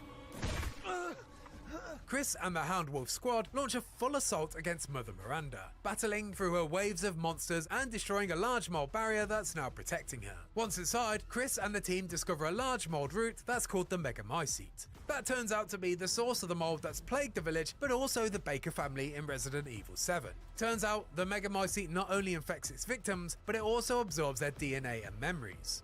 Chris plants a detonation device, but before destroying the mold once and for all, decides to pass through Miranda's lab for one last lore dump. He discovers the entirety of Miranda's plan and her quest to find a suitable vessel for her daughter Ava's consciousness to be reborn into. Miranda was also responsible for the creation of Evelyn, working with the connections. Later in the lab, Chris discovers the biggest shock of all, when it's revealed that Oswald E. Spencer, founder of Umbrella, was actually a student of Miranda, and began work on the progenitor virus based on her teachings. To honour this, the Umbrella logo took inspiration from Miranda's Four Lords symbol that Ethan discovered earlier. Not only was Miranda responsible for everything in Resident Evil 7 and Village, but she was also the inspiration that started it all.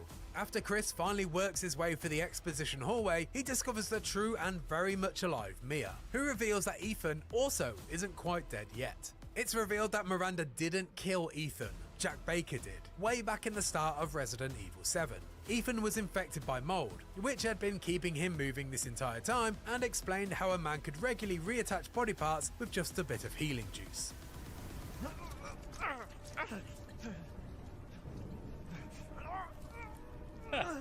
Despite this, Ethan is falling apart, but can muster enough for one last stand with Mother Miranda, whereupon defeating the big bad once and for all, he manages to pass his daughter to Chris and take ownership of a detonation device that would destroy the village, the mold, and himself once and for all. Ethan triggers the explosion as Chris, Mia, and Rose escape.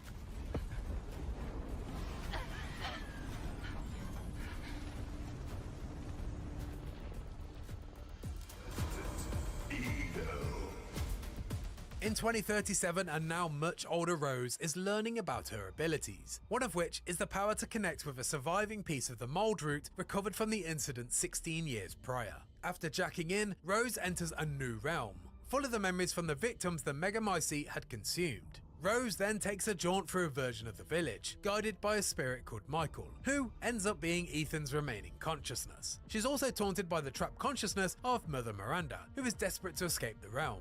With the help of Ethan and her newfound abilities, Rose manages to defeat Mother Miranda and share one last moment with her father before she returns to the real world. I love you, Rose. I love you too, Dad. In the aftermath, Rose visits Ethan's grave while shadowed by a mysterious agent who calls her Evelyn. And after threatening him, Rose reveals that she has abilities that even Chris doesn't know about. Oh, it's just a joke, Rose. I can show you things even Chris doesn't know I can do. We have a clear shot. Stand down. And that's it, the entire plot of Resident Evil that matters before you dive into Resident Evil Requiem. Yes, we skipped over some bits here or there, but there's a lot to cover in the wacky world of Resident Evil. Now, excuse me while I set my base to self-destruct and vow to get my revenge. And if you like that video, why not check out our final hands-on preview of Resident Evil Requiem. And for everything else Resi, stick with IGN. Super, IGN channel. That was a great Resident Evil recap, the complete timeline. I love it. I love it. That's the videos what we need.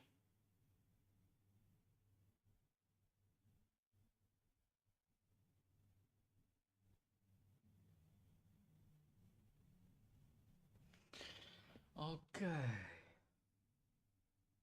So now we need to break a little bit for a second.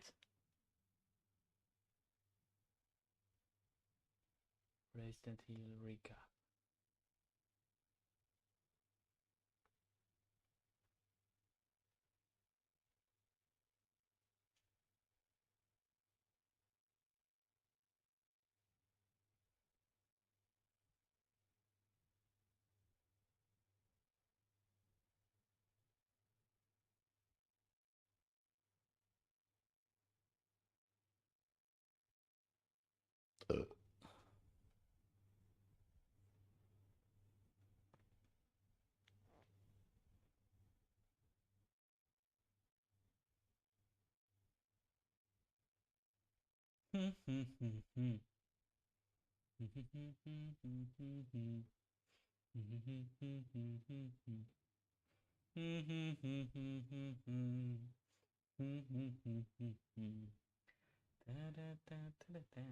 I don't have Discord.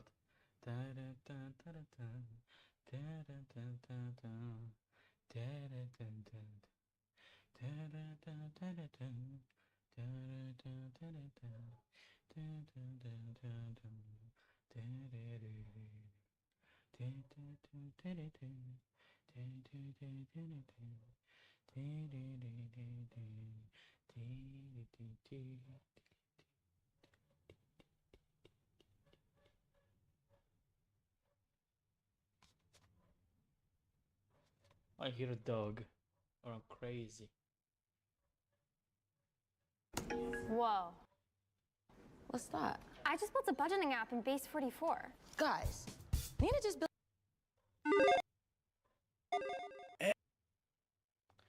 Okay, 1 minute. 1 minute break.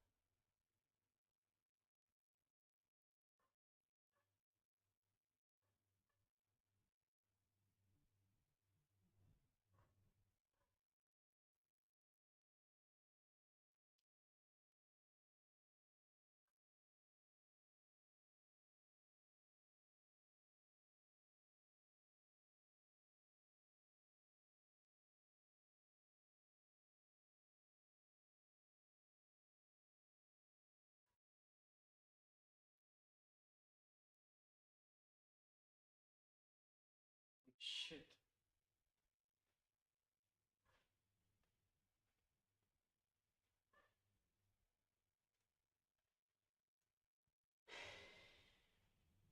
Life's hard. Can't find the lighter. Such a messy. Fuck.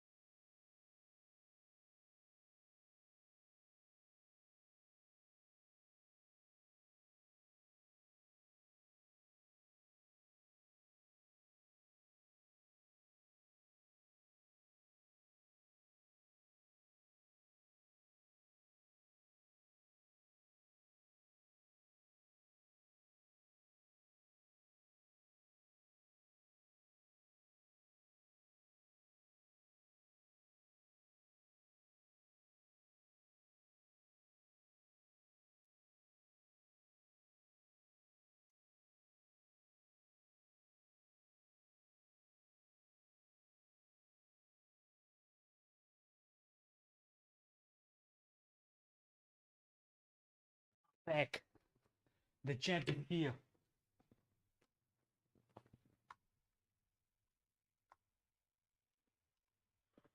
Welcome, welcome.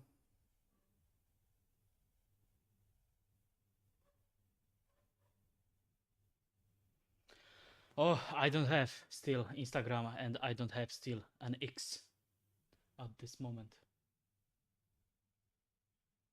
I have only streaming. I love it.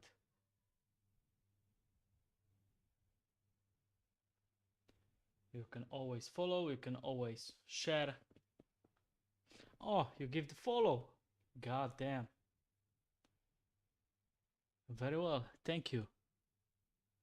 The event worked. The follow.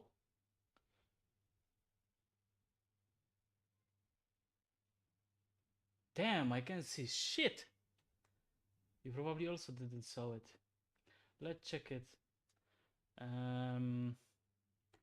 Okay, maybe like this. And now alert. And now another alert. And how it would be right now? Tell me, do you see it?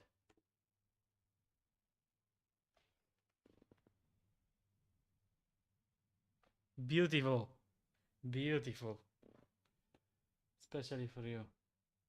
I'm even gonna go give you a subscriber. Why not? Why not?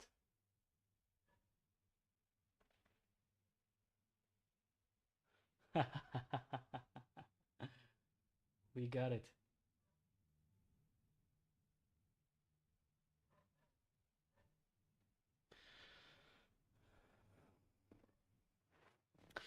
Okay, guys. Resident Evil Requiem, before you buy, I already bought it. And let's see what I supposed to know before and what I don't know now. And we're back with another episode of Before You Buy, that show where we give you some straight up gameplay and our first impressions of the latest games releasing. It's me, Jake Baldino, GameRanks' Resident Evil fan, and this is a big one. This is a big game. It's an attempted merger of Resident Evil 7 and Resident Evil Village style gameplay with Resident Evil 2 and Resident Evil 4 third-person remakes. New fans, old fans, new characters, old characters. It's an ambitious thing for a franchise to really juggle. So how did they do? Long story short, pretty damn good. It's like a Resident Evil Greatest Hits album. It gives you everything you want, even if you're already extremely familiar with some of the songs. Like, I've got my issues here and there, but Resident Evil Requiem is a hell of a ride for new and old fans. And just so you know, I've been playing a review copy, and this footage is captured running on PS5 Pro. So the shotgun was so juicy. I love it. Oh, I can't yet speak to PC or Switch performance or anything like that, but all this footage is as spoiler-free as possible. In fact, I'm probably going to show you less than some other reviews, footage-wise, because I think it's fun to be surprised. There's a lot of the game that the game's marketing and previews did not show, and I don't think it's deceptive, like they're trying to trick you into buying the game or anything. It's just to hide some genuinely good surprises, and I'm going to stick with that because I was pleasantly surprised playing, and you should definitely try and go in blind. But audio-wise, I am still going to tell you what to expect. Like, you need to be informed. You need to know what this game is. So if you are out of the loop, Requiem tells the story of Grace Ashcroft, a new character, an FBI agent, who gets swept up in some spooky chaos at the same time as Leon Kennedy from Resident Evil 2 is on the job. So what you get is like a hybrid game. You're playing a linear adventure, bouncing back and forth between two characters throughout the course of the game. You can actually swap between first and third person cameras in the settings for both Leon. That's what we was talking about before, that they grab for a faces both of the sides of the fan groups and they put it together right now. Everybody should be happy. Leon and Grace, but for my first playthrough I actually stuck with what the that's gonna be a half action horror game plus survival horror with the first person creators intended and what was the default settings. Grace in first person and Leon in third person. This makes for a game that feels like the best parts of Resident Evil 7's dark, tense, slow survival horror in first person with Grace, and then with Leon it basically just feels like you're playing a follow-up to Resident Evil 4 Remake. And the game does a great job balancing between the two. Like, neither character gets shortchanged, in my opinion. Plenty of gameplay for both, and I was satisfied. It can feel a little identity crisis later in the game when you're crawling around dark hallways as Grace and then switching to Leon doing the most insanely cool badass thing you've ever seen him do. But like, as much as I know This chainsaw, beautiful, beautiful.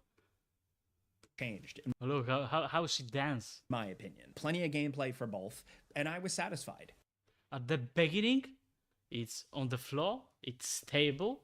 And gets then shortchanged, in my opinion. Plenty of gameplay it for gripped both, the floor and I was started satisfied. Spinning. It can feel a little Beautiful identity idea. crisis later in the game when you're crawling around dark hallways as Grace and then switching to Leon doing the most insanely cool badass thing you've ever seen him do. But like, as much as I noticed it, I didn't really mind it. Yes, sir. That's the magic of this franchise, in my opinion. But Grace's gameplay drops you into a few tight, well-designed, claustrophobic survival horror spaces with puzzles to figure out, weird keys and things to decipher, lots of enemies, and limited resources and inventory space. These feel like traditional survival horror moments in the best sense, and most of these sequences feel really good and very intricate. Like you get to know the insides of these spaces intimately as you comb through them.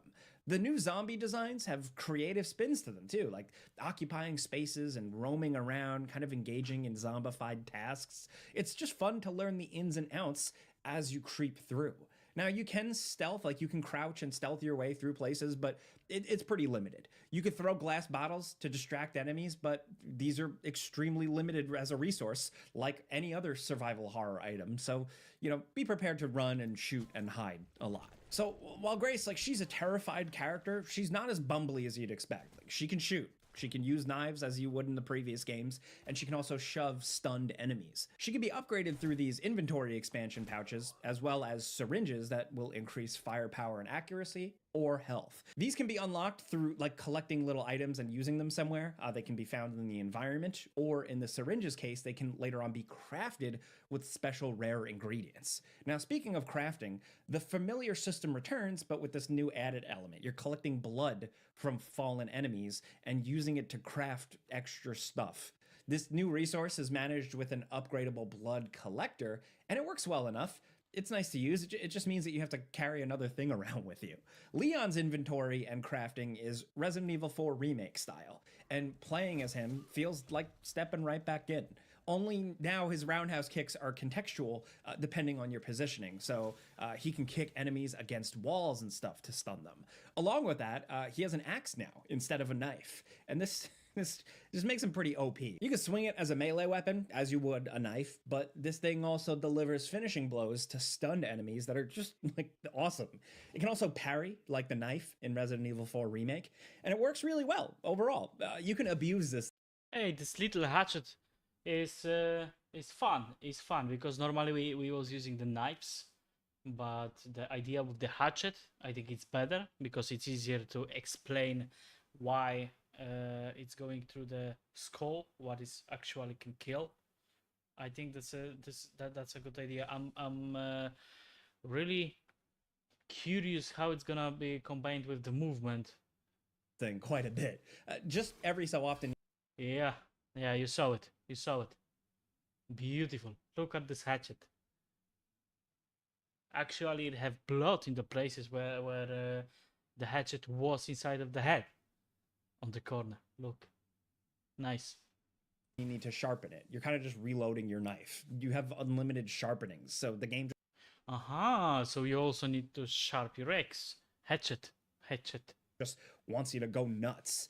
And really, that's what Leon's sections are all about. This game is the Leon S. Kennedy show, man. The game isn't afraid to completely max out the Leon coolness, or as the kids would say, aura farm? Can I legally say that? Look, cutscenes have him heroically posed, perfectly lit. His reload animations are badass. All that stuff is here. It's like a Resident Evil 4 fan's wet dream. That's why we love Leon. That's why we love it. He always was badass. He always was masculine. He always didn't give a fuck. Maybe on the beginning, in the first parts, when he was young, he was more feminine, but right now from the number 4 when he was playing with him, you could instantly know that he grown up. That right now, after all of the shit what he go through, it built him.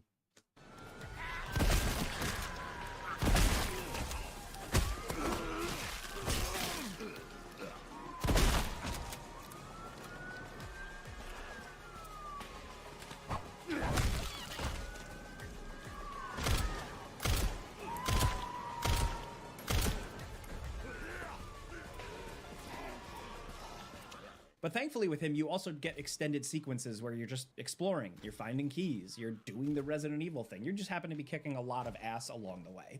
Leon has a pretty well fleshed out progression system. I don't know how on your headphones and how it is with your sound, but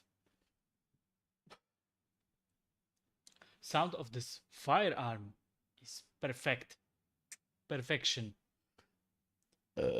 In every game supposed to work like this too. While unfortunately he doesn't have a cool vendor salesman guy to talk to this time around, there is a currency and you can spend it to buy ammo, buy new weapons, and buy upgrades. All weapons, yeah, same like in the number 4, can be I'm curious it's gonna be a same seller. He was each great. weapon has its own screen, and then you can click on like the stock, the muzzle, the magazine, stuff like that to upgrade capacity. Wait a second.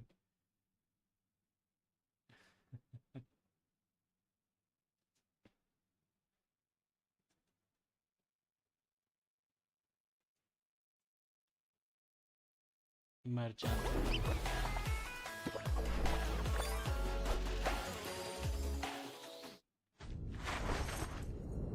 Over here, stranger.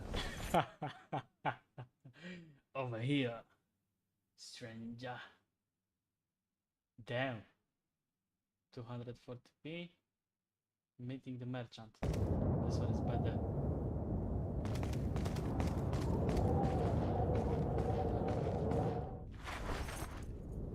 Over here, stranger. I always was curious, who the fuck is this guy?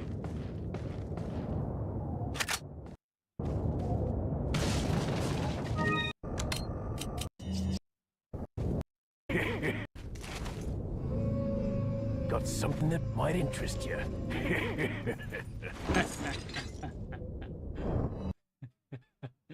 Yeah, that's how it was.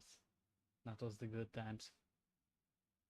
Good game actually. Recoil, power, all those stats. And you can upgrade them multiple times. Plus, you can unlock little keychains for them for added extra bonuses. This is a good system, a pretty good weapon system, and it warrants a second playthrough. But I do wish there were a few cooler weapons you could take advantage of. Nothing really completely blew me away, except for Requiem, his big old pistol that's designed to blow away BOW specifically, but the ammo is extremely limited because it's crazy overpowered. Negative time though, one of the biggest issues with the game is that it feels like it reuses some elements from Resident Evil 2, Resident Evil 3, and Resident Evil 4 remakes. Not all the time, just here and there, and it was noticeable. 100% yes, accurate. Because the Resident Evil remake first part, they build it to check if the rest gonna sell it beautiful. And Resident Evil first part remake made it. Everybody loved it. So on same schema they built every single one further. And I don't think even that's something bad. That's how it's supposed to be. They supposed to take what's good from the parts before, what fans loved, and add something extra. That's how it's supposed to be. Some people may not notice, but if you played those games a lot, you will. Especially in one instance, it kind of reuses part of a boss battle that I noticed immediately, and I was kind of disappointed. It wasn't enough to bring down the whole experience, but I do think some people will realize this. But like I said, it didn't bring down the whole experience because the highs are just so high here, man. The game has some truly incredible, crazy moments that just like had my jaw hit the floor. Just cool, fun fan service stuff. And I'll look at this. So high here, man.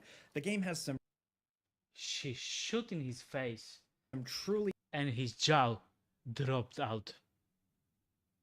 Actually, whole experience she because shot the in his highs jaw. are just so high here. Yes. Look. Shoot goes into the jaw. Man, the game has Bang. some truly incredible, Beautiful. crazy moments that just like had Oh my gosh. jaw hit the floor.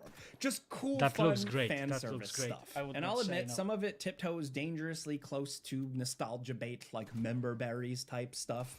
But it mostly all feels earned, and I'm just happy for Resident Evil to take a little bit of a victory lap here. And story-wise, not spoiling anything, I just wish it did more with Raccoon City. As a fan since Resident Evil 1, I thought they could have picked more Wait. So they've made with Raccoon City. Yes. Oh my gosh. Can you see it, guys? Can you see it? So it's possible that they've made face destruction. I remember when Battlefield made environmental destruction and everybody was like, wow, that's how games gonna look like in the future.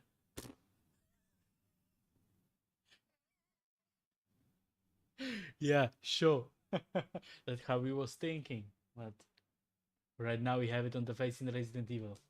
As a fan since Resident Evil 1, I thought they could have picked more story fruit from that story tree, but it didn't really expand out as much as I had hoped. But that's a matter of like personal preference. You know, the game takes a few big story swings that I personally really enjoyed, but I expect some healthy, hardcore lore fan debate. Now, I finished my first playthrough in 10.5 hours.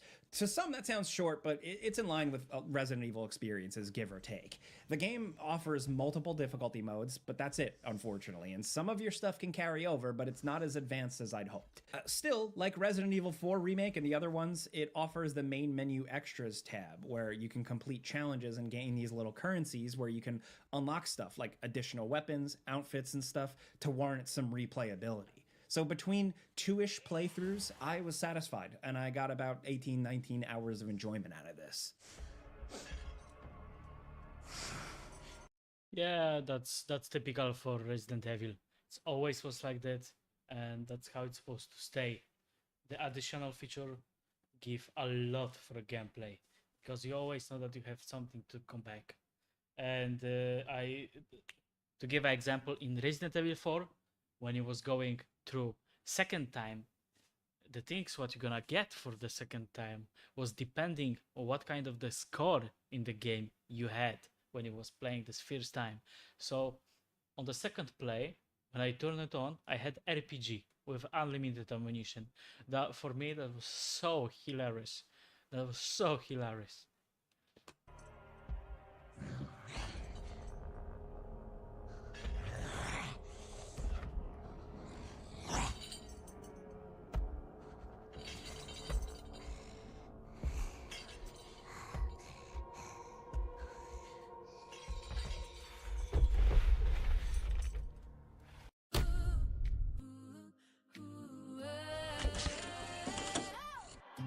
Walking slow, cameras blink.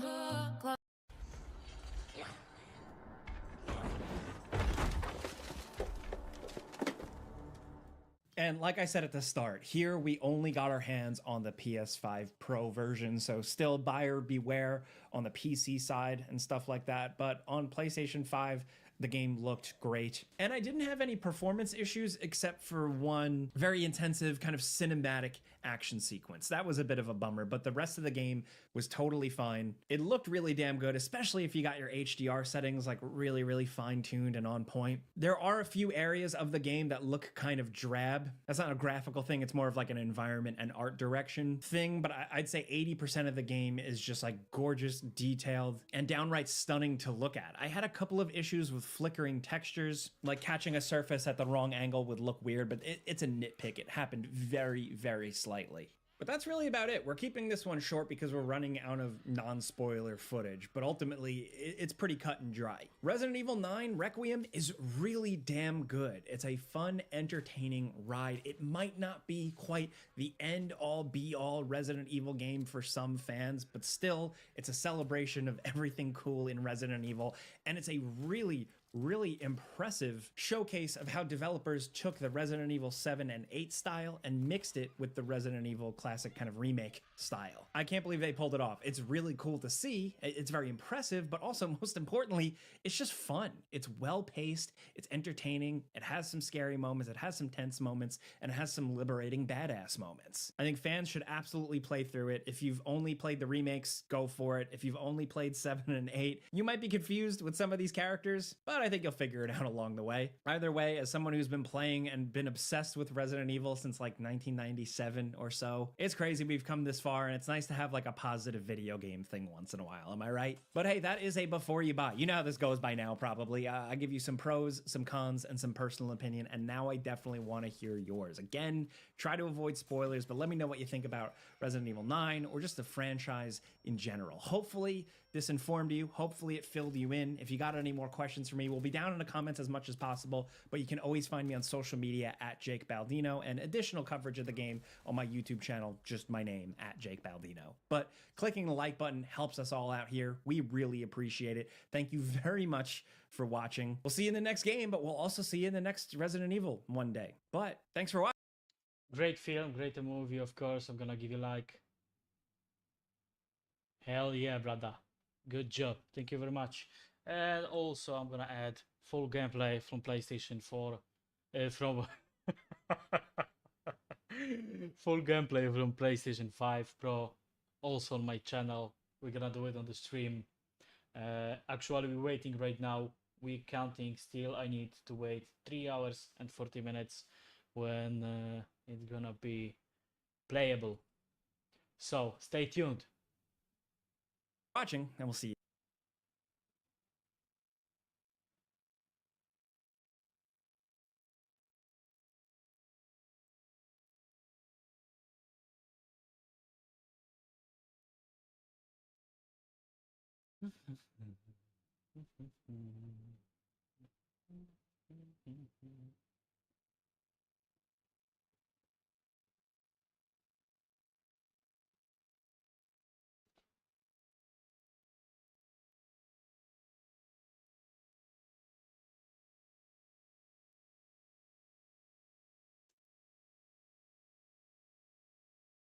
We're keeping this one short because we're running out of non-spoiler footage, but ultimately it's pretty cut and dry. Resident Evil 9 Requiem is really damn good. It's a fun, entertaining ride. It might not be quite the end-all, be-all Resident Evil game for some fans, but still, it's a celebration of everything cool in Resident Evil, and it's a really impressive showcase of how developers took the Resident Evil 7 and 8 style and mixed it with the Resident Evil classic kind of remake. Most importantly, some tense moments. Only played the but I think like 19 once in a while. Am I right? But you can just appreciate it evil one day. But thanks for watching. Great film, great movie, of course. I'm gonna give you like. Hell yeah, brother. Good job. Thank you very much. And also, I'm gonna add full gameplay from PlayStation 4. From full gameplay from PlayStation 5 Pro. Also on my channel. We're gonna do it on the stream. Actually, we're waiting right now. We're counting still. I need to wait 3 hours and 40 minutes when it's gonna be playable. So stay tuned. Watching, and we'll see you. Ba-da-ba-ba-ba. Beautiful.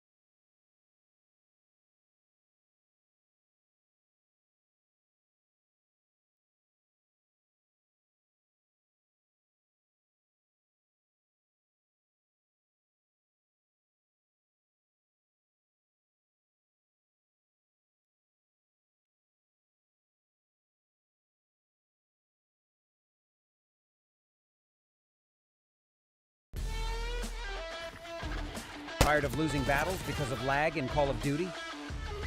With X. Why Disney adults are going bankrupt for Disney? Is this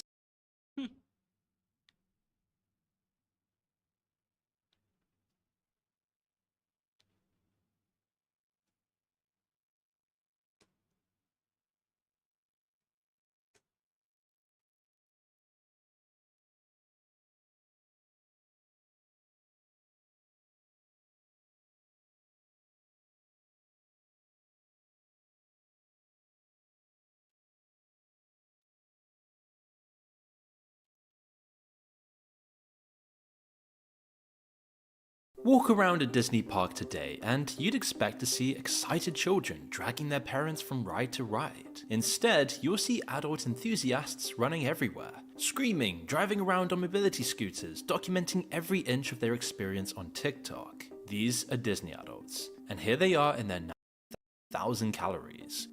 Walk around a Disney park today.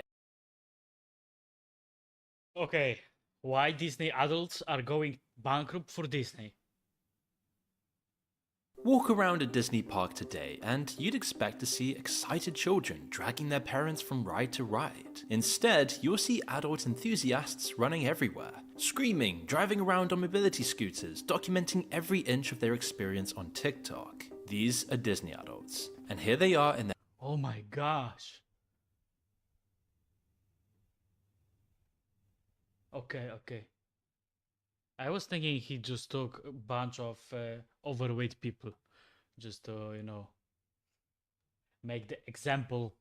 Excited children dragging screaming, driving around on mobility scooters, documenting every inch of their experience on TikTok. These are Disney adults, and here they are in their natural habitat, riding scooters around at just 20 years old because they can't walk, eating about 5 desserts in one day to the tune of 10,000 calories, crying at random stuff in the streets. Childless adults now outnumber families at the parks. Some visit hundreds of times a year. Some even quit their jobs and relocate to Orlando to go every single day. And it might just be funny on the surface, it might just seem like some stupid— Every single day?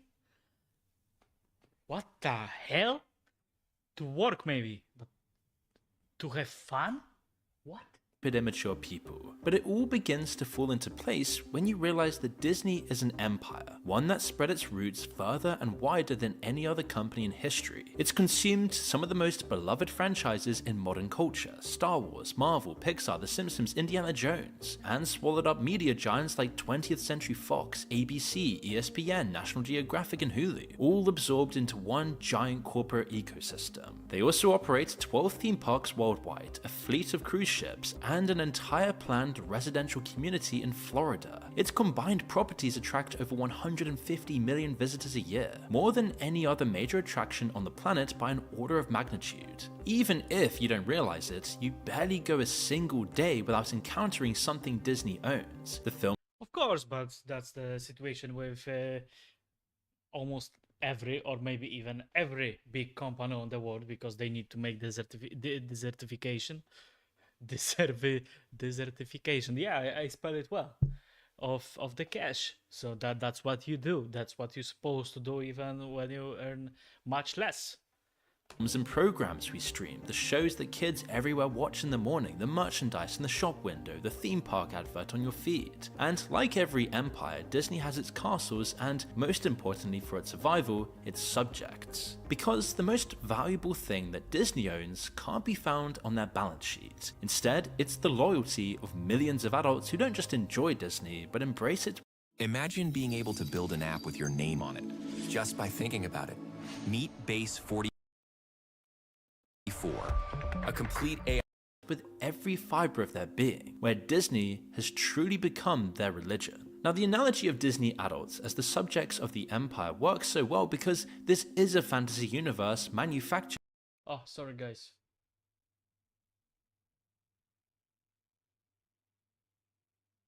for subservience. And if you want to make anyone subservient to your brand, rich, generally middle class adults without any religion are usually the holy grail. The overwhelming majority of Disney adults are just white, college-educated North Americans, many of whom spend up to $10,000 a year on just Disney alone. And a lot of the time, most are spending considerably more. It's gonna be about 4,000 for 2 days.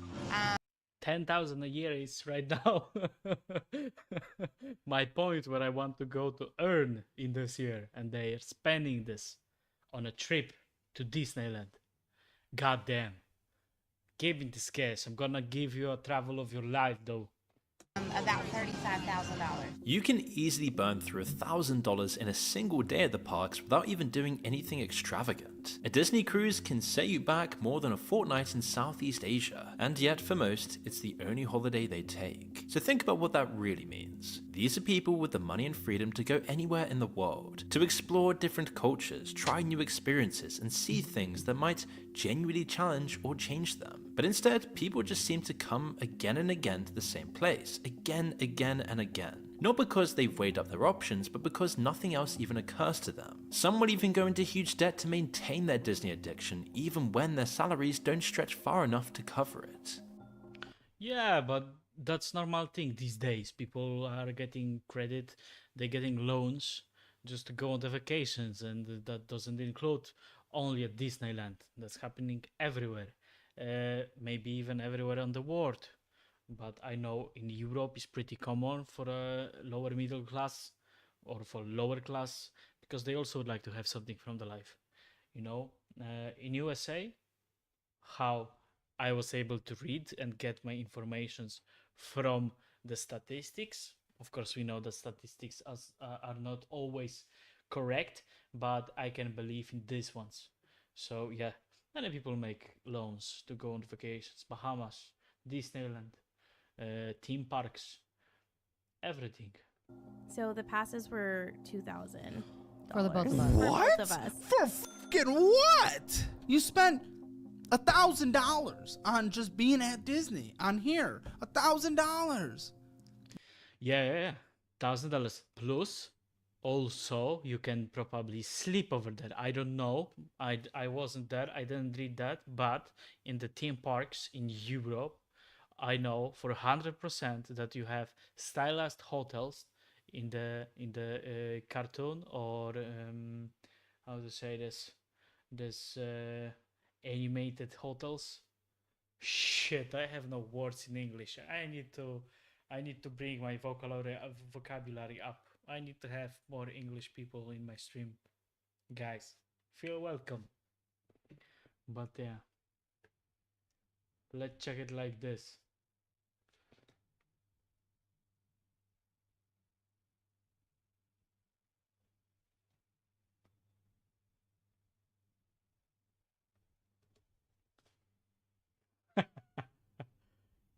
I have no keyboard. Fairy Tales hotels. Fairy Tales hotels. So, I don't know. I'm not sure that in Disneyland, I can only suggest it. That's my imagination, that in the Disneyland they have Fairy Tales hotels with the style of the cartoons what they make. But I can believe it. So one night in this hotel probably is like half of the $1,000 also. Just on the Disney crap. I mean, for a day, for 1 day. Some don't just visit regularly, they restructure their entire lives around proximity to the parks. From there, you can visit every day if you want, and some people practically do. How does visiting nearly 3,000 times sound? Well, that has been done by this man, Jeff Wrights. He started visiting the park every day in 2012. Think about how the rulers of ancient empires made their money. They owned the land, controlled the culture, and dictated traditions and rituals, and the subjects paid for the privilege. Disney has achieved something remarkably similar in our world, and it's getting stronger every single year. Disney adults naturally date other Disney adults through dedicated dating sites, because who else would understand? Didn't we find a Disney adult dating site? We did. We did. I mean, that shows you that you can find somebody in this world. You can get married in front of the castle. You can get married in the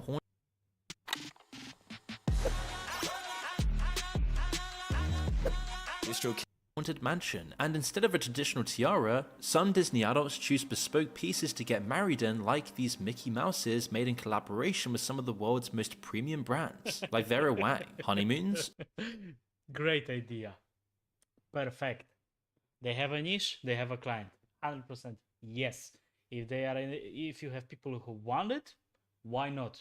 Also Disney, or maybe a Disney cruise. And if you're now thinking this must be as far as it goes, then you haven't heard of Golden Oak. Golden Oak is essentially for the boss level Disney adult. It's the most extreme form of constructing your life around Disney. It is a community within Disney World itself, made up of eye-wateringly expensive mansions that start at around $10 million. Homes are built to Disney spec with statues and paintings of characters in the gardens and on the walls, floors, and ceilings. So now we have homes, holidays, and relationships all inside the Disney universe. So what's left? Identity itself. Disney doesn't actually allow adults to wear full costumes to the parks. That's reserved for children, so employees dressed as characters remain the only real versions. So Disney bounding means dressing to evoke a character without technically being in costume. Now the word means that these people are bound for Disney, headed that way to evade the costume police, but it portrays a deeper truth. These adults are both bound by Disney, a soft, comfortable cage that poses no challenges, and they are bound to Disney. They eschew individual identity and bolt themselves onto these characters instead. And then there's the most disturbing ritual of all, one that came to light through horrified employees. As you can see throughout this video, we use 100% agree, people not supposed to be allowed to being let in the places like this in the full costume. You can imagine only the guy who really likes children's, who's gonna who gonna have costume of Pluto, and he gonna try to play with them, you know. So 100% yes for that. Use a lot of stock footage. And one thing that never really gets talked about with video creation is just how much time gets burned finding the right assets. Not just the editing, but hunting for the footage, the music, the sound effects, graphics, all across different sites. Which is why I'm proud to say this video is sponsored by Storyblocks. We've been using them throughout all of these videos for years, because Storyblocks gives you unlimited downloads of really high quality stock media with just a simple monthly subscription. There's no per asset fees, no surprise licensing issues, just access images, content. And like we've swapped me time of you, things like every forever.com final resting place, or click the link in the description below. Disney adults often choose Disneyland as the final resting place for the remains of their loved ones. Employees have taken to social media to admit that they regularly have to go and clean the ashes of a dead person. One custodian told the Journal the Haunted Mansion probably has so much human ashes in it that it's not even funny. Now, custodians told the Wall Street Journal that the job requires a special vacuum cleaner, which comes out at least once a month. Disneyland is now recognized as one of the most popular places on Earth to scatter ashes. Employees receive special training on how to clean ashes. The company even has a special code word grandma to alert employees that more ashes need to be cleaned. While it's quite morbid for us to think that these people's ashes are being vacuumed up by a 17-year-old on minimum wage and dumped in a bin with leftover turkey drumsticks, for Disney adults it's a fitting end to a Disney life. So from birthdays to weddings to death, every stage of life channeled through the same corporation. The psychoanalyst Eric Fromm called this automaton conformity, the idea that people escape the anxiety of freedom by adopting pre-packaged identities. You don't have to figure out who you are if someone's already done it for you. You don't have to face the terror of choice if the choices have already been made. This is exactly what Disney offers, a full identity off of the shelf. Your character, your aesthetic, your community, all handed to you in a gift shop bag. They go so far as to engineer the physical environment to make sure it sticks. The parks use patented scent cannons, called smellitzers, hidden in walls and vents, firing specific fragrances at you hundreds of times a day. The olfactory system, meaning your sense of smell, connects directly to the brain regions for emotion and memory, which is exactly why Disney invested so heavily in scent engineering. There are also over 30,000 unique paint colors across the parks, including a shade called Go Away Green, specifically designed to make infrastructure invisible to guests. The background music in the morning is fast and exciting. Evening music slows down to make you linger and shop. So the brainwashing extends from the physical environment and parks, which still constitutes the vast majority of Disney's profits, to its sprawling digital empire of content and franchises. They started handing each film to a different director with a different vision and no shared outline. For Star Wars, they spent 2 films building up the villain Snoke, then killed him off with no explanation and then patched it over with somehow Palpatine returned. A line so lazy it became a meme as soon as the credits rolled. Then there was the infamous Snow White, which we've made tons of videos on before. Hundreds of millions were spent on a remake. Okay, but the Snow White really was a tragic movie. I saw it and I didn't like it. And I need to add more that I saw it without knowing about marketing. So that's not only what someone created in their heads. I think the main idea of this movie, it was just crap. It was just crap. Where the lead called the original weird and the princess stalker, with a guy who literally stalks her. Yeah. Weird. Super weird. So we didn't do that this time. while the romance was gutted in favor. In my opinion, movie like this could be remade, but in the way how he was created on the beginning. But to replace it on the left-sided ideology to make understand some of the people how the world's supposed to look right now, we say no to this, guys. We say no. And you can type how you want and how much you want on the internet, and you can scream on the streets, but healthy-minded people, smart enough people with IQ a little bit higher than 70 can see the patterns. And the thing is, if you're gonna give me a sandwich, maybe I'm gonna shut the fuck up. Of Gorbos leadership arcs nobody asked for, where the dwarfs were replaced with CGI and it completely bombed and everybody hated it, completely desecrating the original loved one. There's a pattern across everything Disney touches now where ideology takes priority over storytelling. We've seen it with the conflicts in politics in Florida with just the parks alone, but also in movies and TV, characters are constantly rewritten to represent something, where villains have become strawmen for whatever ideological message the writers want to push. The old Disney movies at least told universal stories about love, loss, courage and fear that could touch everyone. Now even Bob Iger himself had to publicly admit that Disney had been putting, quote, messaging over storytelling, and that he would finally no longer tolerate it. When the CEO of a company is saying that out loud, you know the rot has gone deep.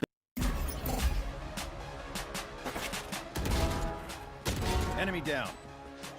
But Disney adults, as visible and extreme as they are, only represent the most obvious layer. They're the ones who wear their loyalty openly, but many of us contribute too, and often without realizing we're doing it. Star Wars, Marvel and Pixar fans didn't sign up for Disney. Disney just comes for all of us. If you probably watch anything on TV, it's coming for you. When Disney buys these companies, it acquires fandoms. Entire generations of people who had built deep emotional connections to these franchises suddenly found themselves at the company's mercy. And in some cases, the result has been nothing short of vandalism, as we saw with the failed Star Wars movies and series, or the constant Marvel reruns that seem to get worse and worse and worse, let alone all the countless other franchises ruined in the blatant crusade of profit extraction. Now, you might roll your eyes at a grown woman sobbing over Goofy or Mickey Mouse, but Disney is an all-consuming beast that might destroy something you love eventually. We've mentioned it many times with films like Snow White, as this all tells us the most insidious thing about how the company operates. It isn't purely extrinsic, something bottled onto modern culture from the outside. It's intrinsic to our memories, our feelings, our sense of what safety and happiness mean. A company whose influence has grown inside of us since childhood, and it starts with something most of us completely underestimate. I mean, just think about some iconic Disney moments. Different films, different decades, different characters, but the same feeling. That warmth in your chest, that tug backwards to somewhere safe and simple. And don't get me wrong, in many cases, there is great cinema with Disney. The mere existence of Disney adults doesn't negate everything Disney has ever done. This is a company that captures something universal about childhood. The wonder, the safety, the simplicity, the beauty, the innocence, and put it into words and pictures in a way nobody has ever done before. And that turned out to be the recipe for insane success. It allowed America's soft power to expand across the world. And there's a word for the feeling Disney films try so hard to create, and it's older and more powerful than most people ever realize. Nostalgia. and it comes from two ancient Greek words, nostos meaning to return home, and algos meaning pain. It was actually coined as a medical diagnosis in the 17th century to describe the crippling homesickness of Swiss soldiers fighting abroad who longed for their homeland so desperately that some became physically ill. Nostalgia isn't happiness, it's closer to a kind of grief, a yearning for something you once had or think you had that you can never fully return to. And that's what makes it so commercially potent. If the feeling were wholly satisfying, you'd experience it once and move on. But nostalgia pulls you back again and again because it never quite delivers what it promises. Disney enthusiasts are suspended in that nostalgia cycle, and it's highly addictive. We all probably reminisce about childhood or when we were young and nothing mattered, but Disney positioned itself to capitalize on that wistful emotion. Of course, Disney didn't invent nostalgia, but they were the first to understand how essential it is to our human experience. They recognized it as an unresolved need, and if you could make yourself the answer to its calling, you'd make people dependable. The fertile ground for this was childhood. That's where our deepest emotional connections are formed, and for a company whose long-term survival depended on those connections lasting well beyond childhood, their work had to start there. So Disney invested enormous resources into understanding how children form emotional bonds, psychological research into their emotional drivers, how they interpret symbols, what feels authentic versus manufactured. They used those findings to calibrate their films with specific color palettes, certain music intervals, and certain narrative beats, all to create maximum emotional renaissance in developing brains. We associate a lot of this work with big tech, but Disney, funnily enough, was there first. Before the 90s and 2000s, the big commercial problem was still that children's films, even the most successful ones, don't turn a company into a conglomerate. Disney's parks were making the serious money. But while you can hook children in with films while they're young, they aren't the ones with money to spend at the parks. They needed to tap into that adult money. And look at Walt Disney himself explaining this. Were your films principally designed for children?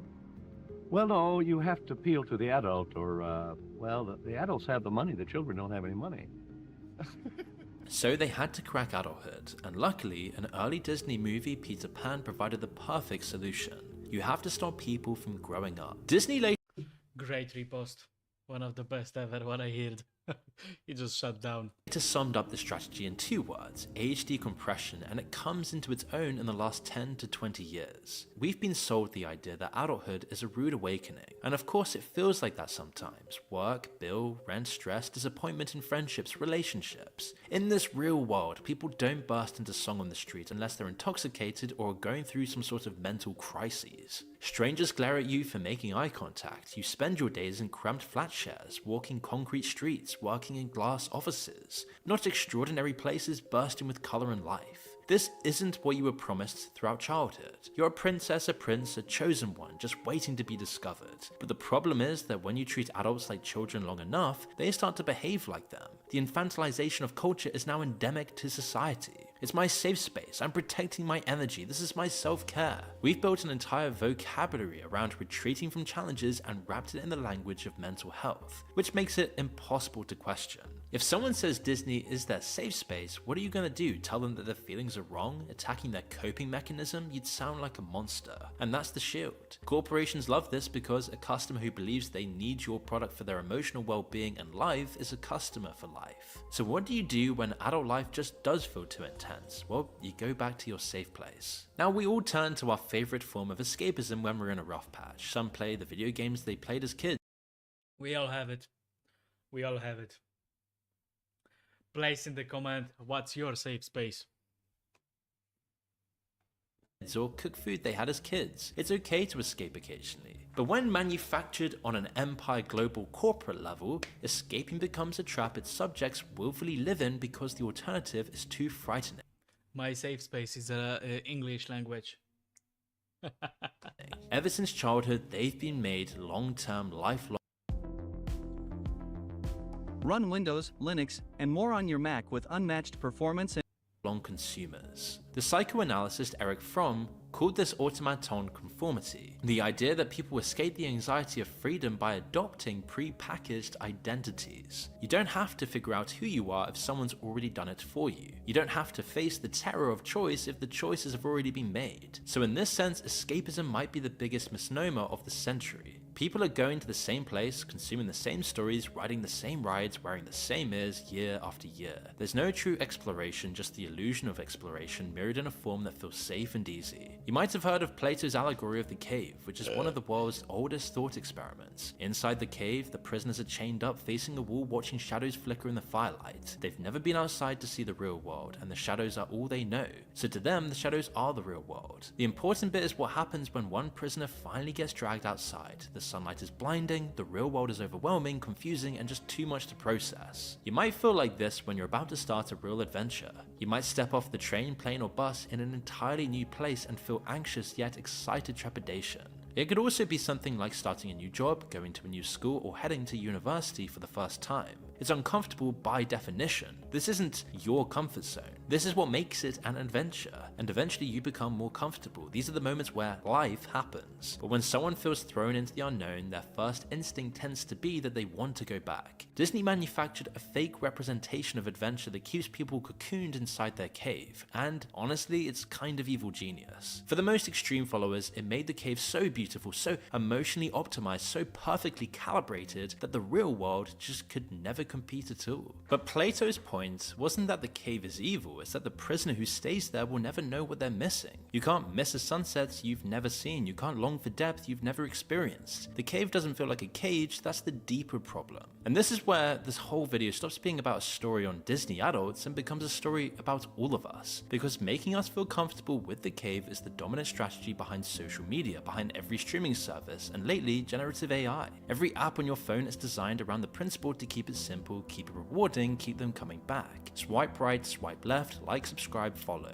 Don't make anyone think too hard, don't make anyone wait, don't make anyone uncomfortable. Reduce every interaction to its simplest possible form and repeat it infinitely. They create environments where the content is familiar, the rewards are predictable, and the outside world, with all its friction and ambiguity, starts to feel like too much effort. Disney has been pioneering this model for 100 years, targeting psychological engineering at children, building an empire driven by profit extraction at a level that puts people into more debt than substance abuse, brainwashing you since you're a child to always stay a lifelong Disney consumer. And the greatest trick they played was making the fake world feel like enough, making the fake experience feel like a life.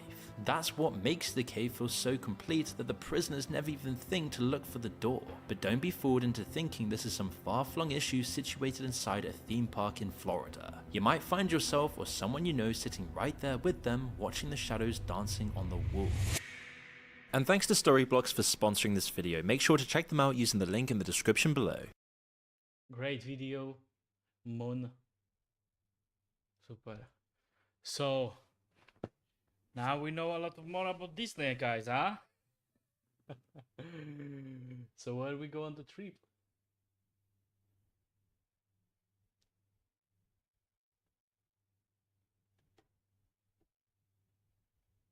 Hello, Carissa. Welcome again.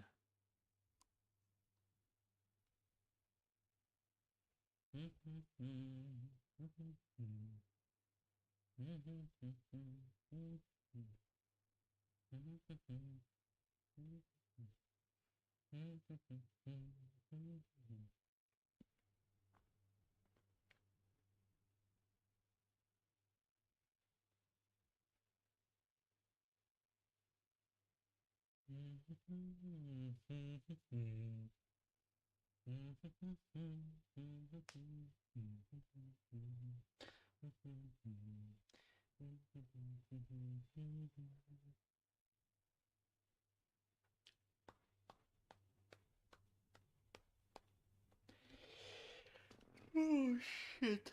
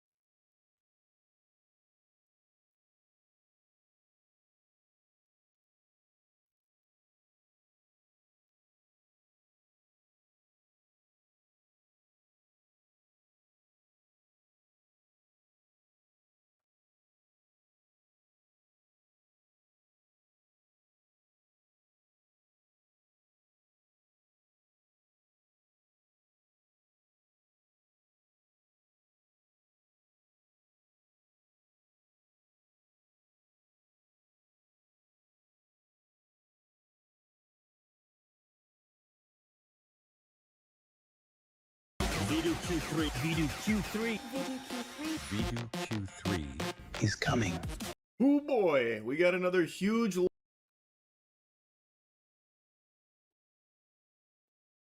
Okay. Massive Valve gambling lawsuit. Now I'm Oh curious. boy, we got another huge lawsuit against Valve that just popped up today. Recently, Valve's been catching lawsuits like Pokemon, and they are fresh off a W against the Rothschilds. Only a week ago, they squeaked out this huge W against the Rothschilds. I can't emphasize enough just how impressive that is to beat them. That's like beating Umbrella Corp. Like that was an incredible win for Valve there. And now they immediately go into round 2 here with a lawsuit from the New York Attorney General Letitia James, basically claiming that Valve knowingly promotes illegal gambling with their loot boxes in games like CS2, Dota 2, and TF2 that is accessible and even targeted at minors. Now, this is far from the first time this has been a big subject. In fact, many of you might remember in 2018, Belgium actually had a loot box ban. This was during the incredible EA era where they put their own dick in their ass as much as possible with the, sense of pride and accomplishment and surprise. Yes, that's true. But that's not only a Belgium stuff. I remember when in Netherlands they banned Diablo Immortal because of pay to win. And we can just talk and talk about other games, what was banned because of this strategy of monetizing content. Mechanic spin they tried to put on like loot boxes and shit. And Belgium eventually ruled that it was predatory, it was a game of chance that would lead to profit or loss, and thus they banned it in Belgium. And fast forward to today, you can't open CS cases in Belgium, it seems. Now, at the time, this was a pretty big deal, and the US and the UK also tried to make arguments that, yeah, this does constitute gambling, but as they went through the process, they then declared that it's not really gambling because you're getting an actual in-game item. Of course. Anyway, you're gonna get something. Some items can be less worth, some items can be higher worth, of course, but the thing is, you're getting something. In gambling, let's say, I just talk about Netherlands. In Netherlands, casinos are legal. If you go into many places, you have really big casinos built over there, and many people is walking, many people is playing. The thing is, in Poland, another example, the gambling is forbidden, but you can gamble on the sport. You can just go to the, it's called totalizator sportowy, and they are able to create different types of gambling. How to say this? They can make lotteries and things like this. Plus, also sport. Let's say who gonna kick how many times in the boxing match, who gonna win the football match. Typical shit, You're not getting money. But poker forbidden. Now, to today, they are now saying that because it has grown so much, this ecosystem through these loot boxes where some items are selling for thousands of dollars, or even the famous AK that sold for $1 million not that long ago. And then there's also like these third-party sites that are using CS cases and CS items to instantly turn it into money, where it is just full-blown gambling casinos based around CS items. So they are saying that, Valve can no longer use the excuse of, no, it's just in-game cosmetic items. They are now saying that it isn't just a cosmetic in-game item, it carries very real monetary value that leads to people getting addicted to gambling and trying to win them, fundamentally. Now, it seems like Valve might have seen the writing on the wall at some point, because they have been making changes to the way this functions in CS. So, like, they have done, like, Genesis Terminal, stuff like that, to try and change things around a little bit to avoid falling into hot water, but the hot water has come. And Valve is far from the only gaming company that has mechanics like this. It's a very standard industry norm now when it comes to like loot boxes and cosmetics that carry real world value, especially in mobile. Yes, almost every service or maybe even every service-based game have cosmetics or pay to win or cases, skins. Mobile games, for example, and other companies have been hit in the past by lawsuits alleged. Even in the single players. And as an example, we have Assassin's Creed or from Ubisoft. Shout out to Ubisoft. Illegal gambling practices in their games. Valve is just the latest target, and they are by far the biggest one. And in the lawsuit, there is some really sketchy stuff. Like, there is a whole section about games causing violence. For some reason, they decided to just fucking toss that little sour. Yeah, but we have this subject from the moment when the games popped out. It was always the subject. Always. Nugget in there for no fucking reason. The most dunked upon, the most spit upon, the most debunked nonsense talking point ever. They decided to slide into this lawsuit against Valve on illegal gambling practices. And also, they have very misleading stuff in there, like this section here, where they're saying that they have these near-miss mechanics where they'll show you the gold item and then you'll stop one slot right before it. You'll get the worthless item right next to it while seeing the gold to keep you hooked, like, oh, I was that close, I'll get back into the Crucible now. Except that doesn't happen in CS anymore. That hasn't been the case since, like, what, fucking 8 years ago or something? They changed that a long time ago. If you see a gold, you're getting a gold. If it was a red item there, then that would be real, but that screenshot they show there is just fraudulent. And also, apparently, it's taken from an Oni Pixel stream where he even got the gold item there. Okay, okay. So I was playing in Counter-Strike in the times when really it was like this. Many times you could see, maybe not many times, but you had situations. I not, because I didn't bought the cases because I had no cash then, and you had this near misses. But if they fabricated this Photoshop to show how it's supposed, how it is right now, they fucked up. That's the argument what they're gonna throw out of from their hands in the first session. You can actually see a Twitch chat with an emote from Oni Pixel. And when they tracked down the exact stream the screenshot is from, he actually wins the knife in the clip. So just blatant misinfo. Like you and they. Imagine being able to build anything just by thinking about it. Meet Base 44.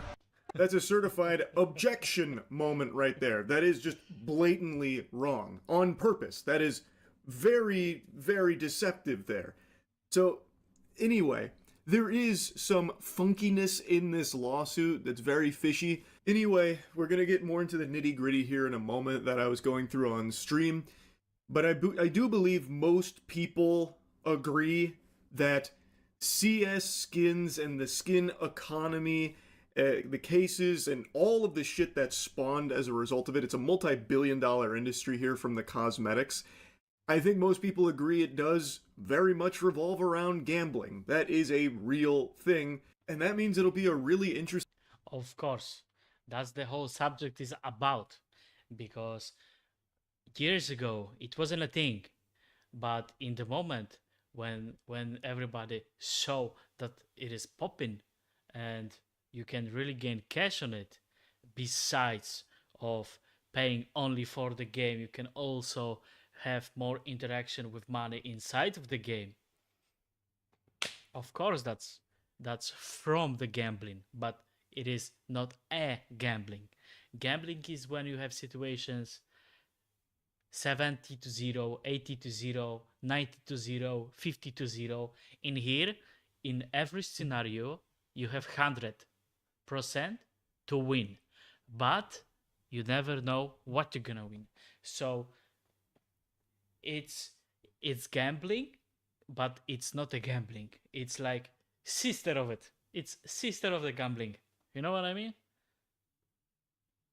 Interesting lawsuit to see how it all shakes out, because I think it will be difficult for Valve to once again say, like, no, these are just in-game items, there's no, like, real money there at all, because it's a huge industry now.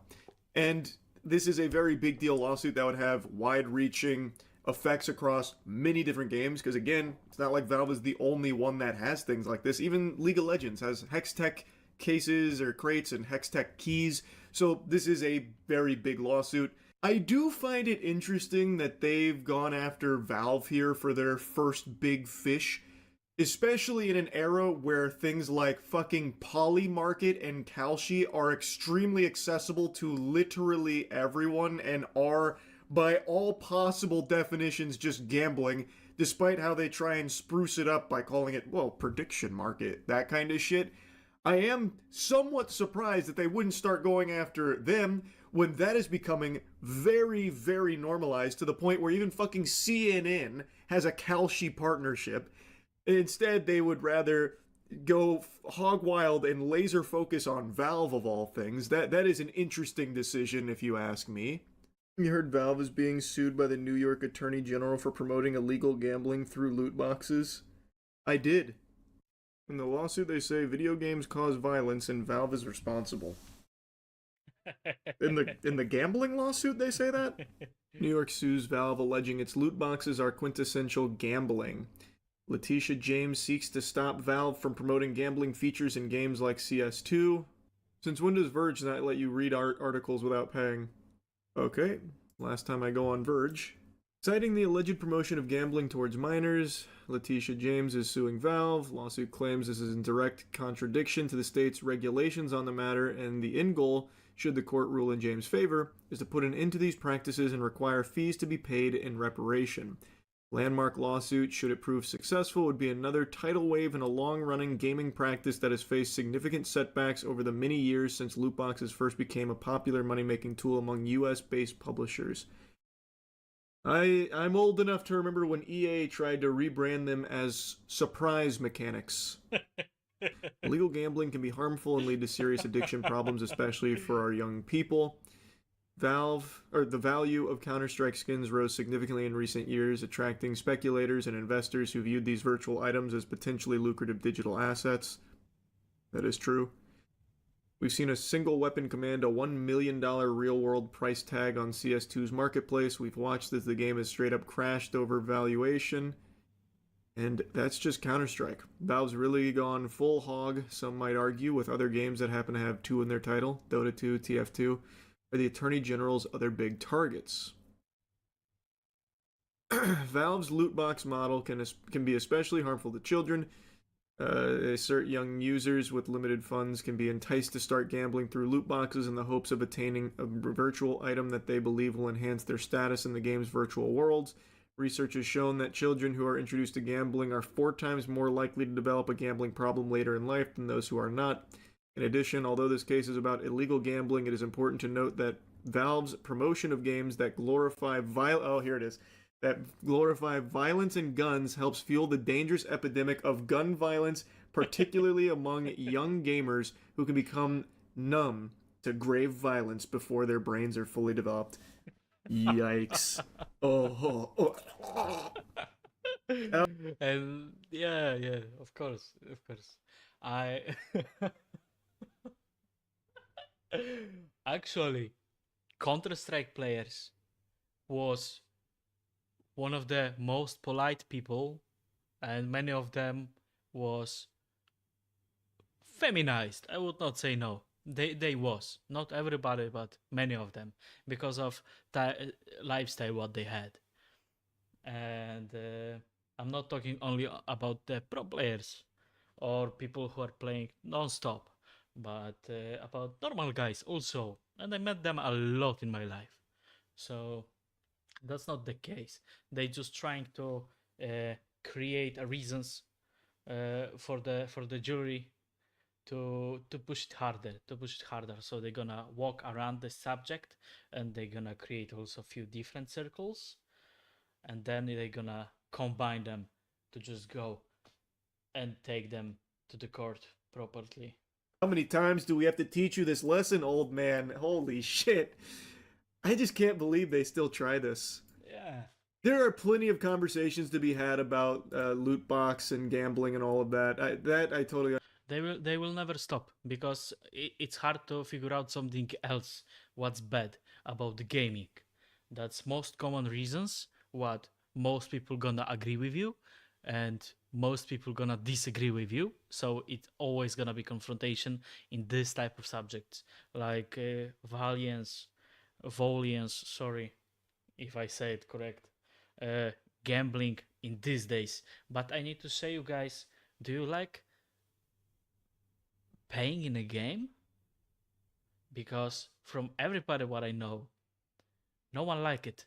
And when I was young, we all was fighting to not have it.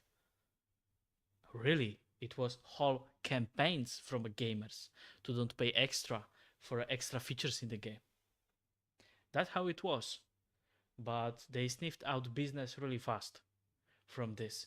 And I don't want to lie, but World of Warcraft, Counter-Strike, that was the first ones I think what made it really big. In Europe, also popular was Metin. And I remember on websites type Allegro, you also could buy gold, you also could buy skins, you also could buy skins, sorry.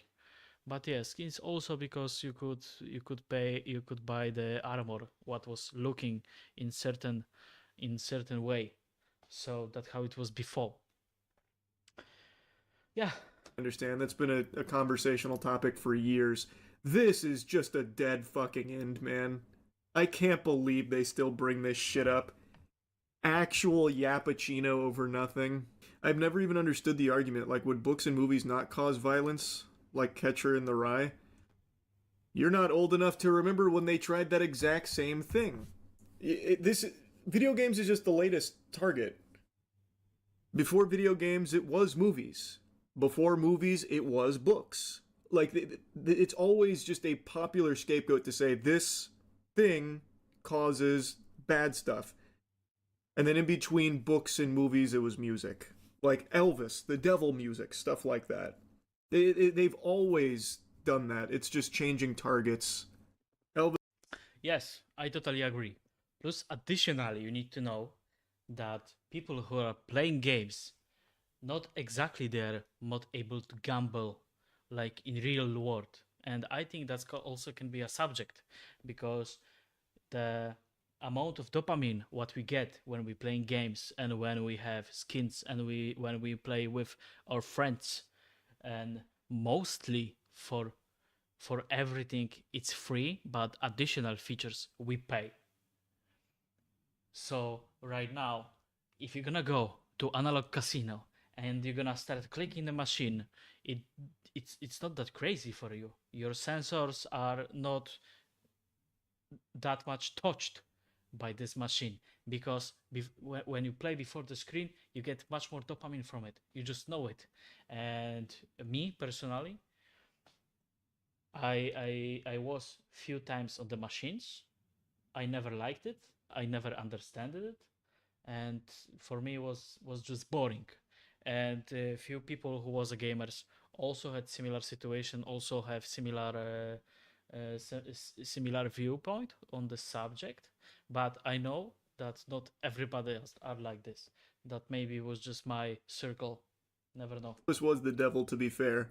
Well, I mean, Elvis was a bad guy, yeah, I get that. But rock and roll, here, to broaden it, rock and roll being the devil's music. That was a very popular thing. A very popular target. So what are we predicting? A Valve winning sweep?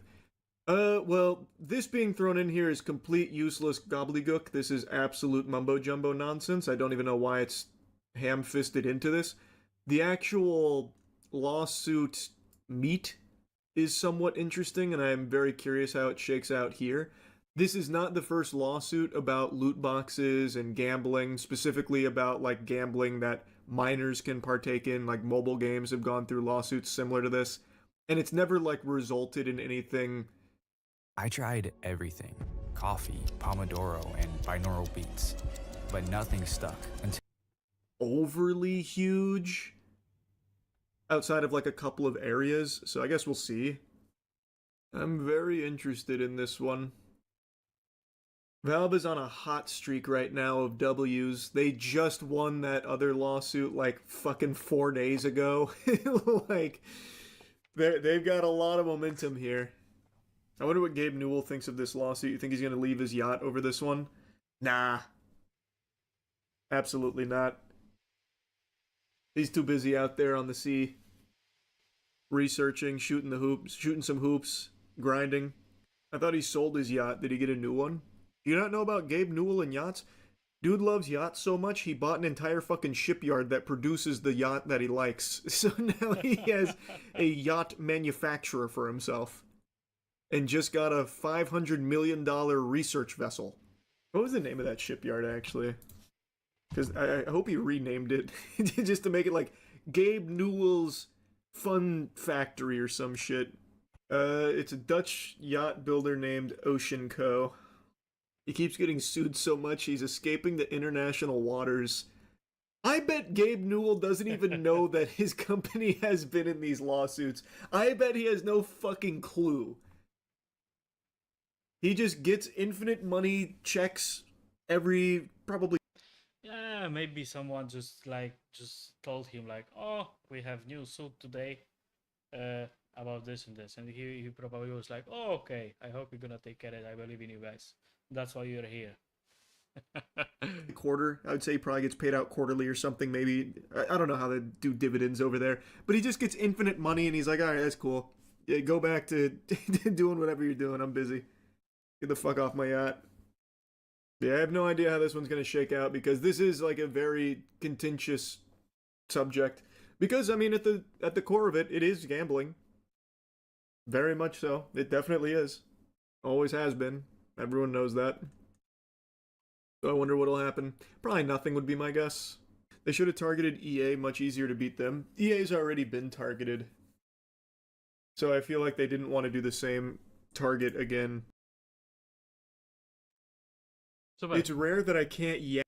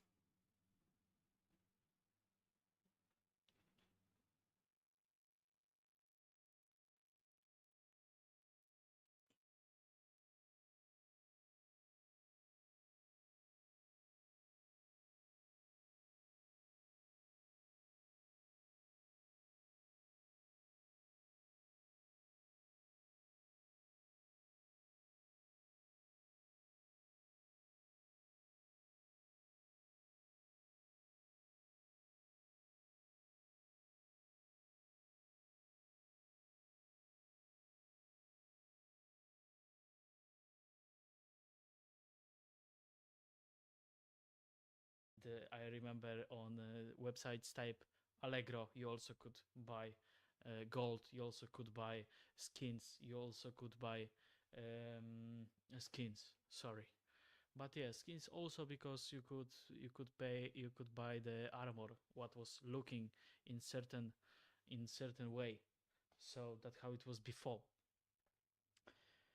Yeah. Understand that's been a conversational topic for years. This is just a dead fucking end, man. I can't believe they still bring this shit up. Actual Yappuccino over nothing. I've never even understood the argument. Like, would books and movies not cause violence? Like Catcher in the Rye? You're dead fucking end, man.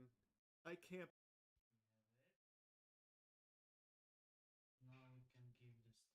People with the money and freedom to go anywhere live in because the alternative. Emphasize enough just how impressive that is to beat them. That's like beating Umbrella Corp. Like that was an incredible win for Valve there. And now they immediately go into round 2 here with a lawsuit from the New York Attorney General Letitia James. basically claiming that Valve knowingly promotes illegal gambling with their loot boxes in games like CS2, Dota 2, and TF2 that is accessible and even targeted at minors. Now, this is far from the first time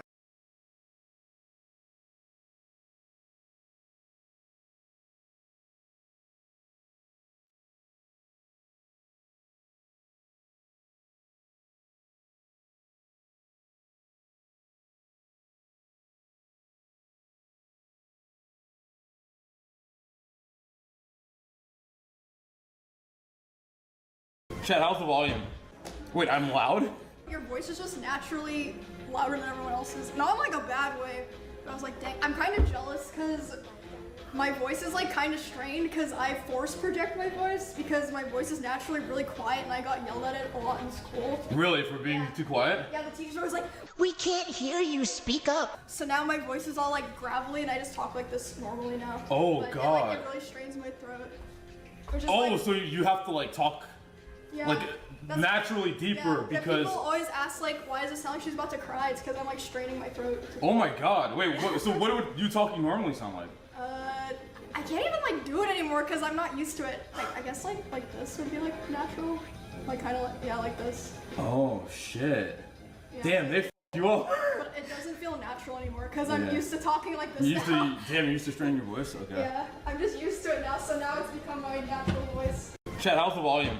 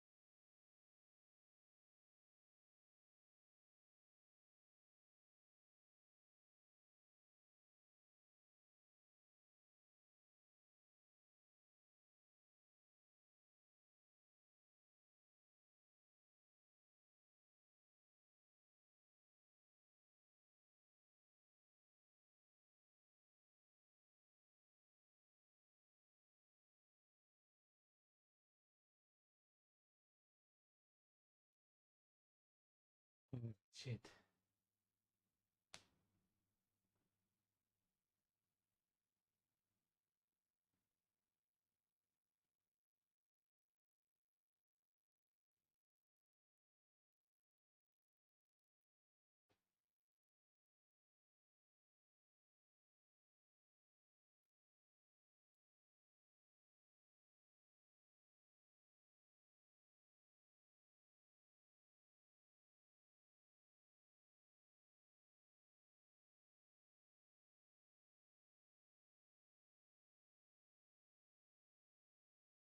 Set in a fictional West African country, Resident Evil 5's primary antagonists are black people.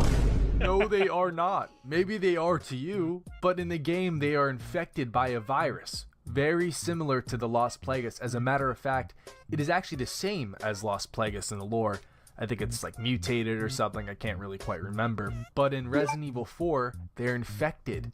The villagers, the Spaniard villagers, are all infected. They have no say, no choice in this at all. There's even a quote in the game, it's from the clip you literally pull up, where Shiva's sad and she's like, how could someone do this to them? How could someone infect these people? How could someone do this to them? Get out! Set in a fictional West African country, Resident Evil 5's primary antagonists are black.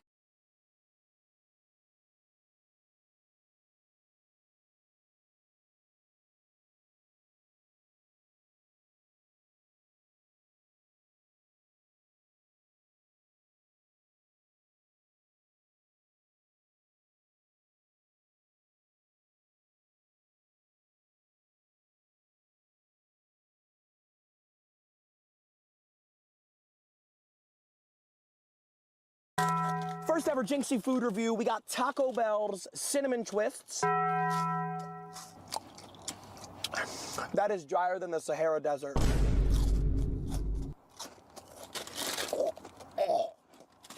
6 out of 10. Next clip of the day.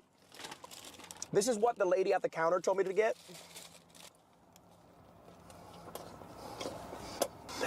Baja Blast, 8.8 out of 10.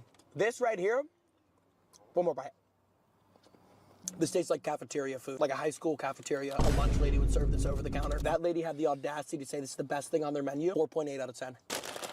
Why the fuck is my cheese cold? Why is there fucking lettuce in there? The only thing she listened to was no sour cream. Taco Bell, this is the first and last Jinxie food review you've ever gotten, so listen the fuck up. 5 out of 10. No, 3 out of 10. First ever Jinxie food review, we got Taco Bell's cinnamon twists. Sprint into the northwest corner outside of the window, and then you're going to look at the top left corner of this third design in the roof. From there, you will just take your crosshairs up into the clouds, and you're going to see this very, very faint, small cloud that's just a little bit bigger than your crosshair. You can literally just place your crosshair on that little dot of a cloud, and from there, you can simply stand still and throw your grenade for a perfect landing every single time. You guys already know we can't even cook grenades, and so these far grenade throws are even better because people are gonna have such a small reaction. Because they cook in midair. They literally have like 1 second to get out of there. 4 seconds. Oh my god. Boys, they went hookah and billiards. Boys, they went hookah and billiards. We could try the grenade. We could try the grenade. We could try the grenade. Guys, we could try the grenade. Maybe?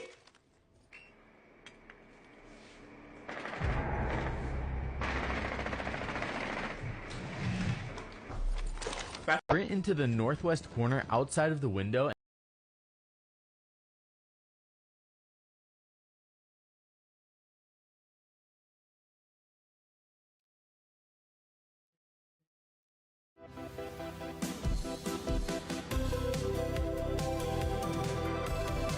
Yep, you read that right.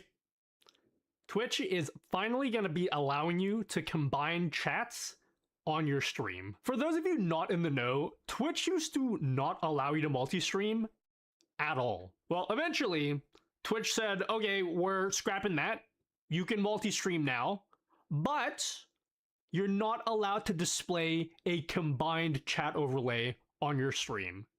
Oh, and by the way, you're also not allowed to stream at a higher quality on YouTube than on Twitch.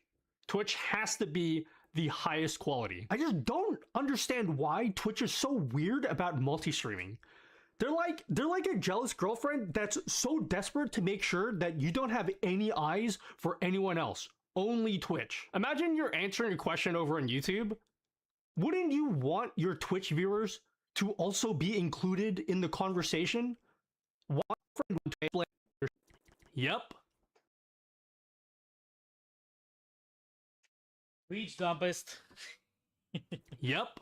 I almost read it. Twitch dumbest rule finally got reserved. Let's see what is it. Let's see what it's about.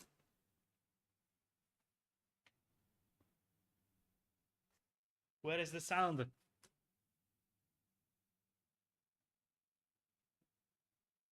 Yep. You read that right. Twitch is finally going to be allowing you to combine chats on your stream. For those of you not in the know, Twitch used to not allow you to multi-stream at all. Well, eventually, Twitch said, okay, we're scrapping that. You can multi-stream now, but you're not allowed to display a combined chat overlay on your stream. Oh, and by the way, you're also not allowed to stream at a higher quality on YouTube than on Twitch. Twitch has to be the highest quality. I just don't understand why Twitch is so weird about multi-streaming. They're like Yeah, I know what he mean. I know what he mean. It's like McDonald's being jealous about the KFC and Burger King, so that's bad example. Girlfriend, jealous girlfriend. What she's jealous that you're looking at the other girls, and she's like, don't look at him, look at me, and she's pulling you like, that's annoying. No one likes that. That's a little bit sketchy, you know. like a jealous girlfriend that's so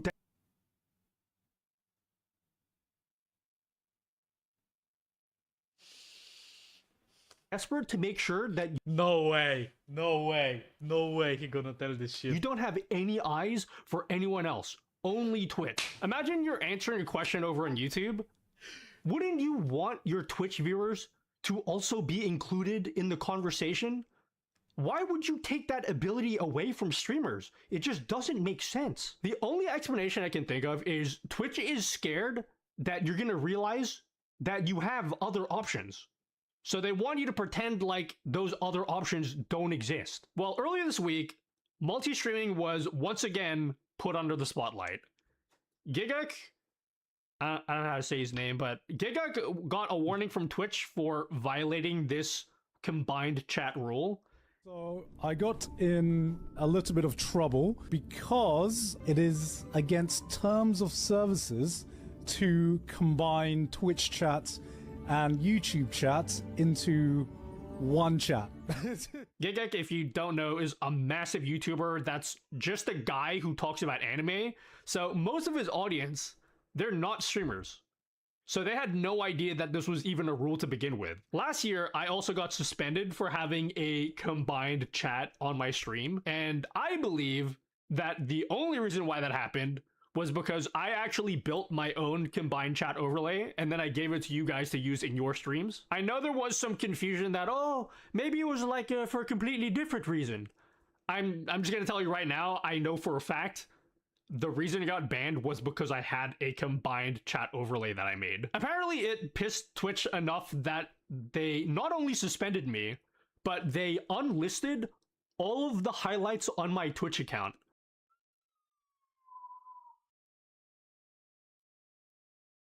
That's how it ends, my friend. That's how it ends. Because all of them had the combined chat overlay.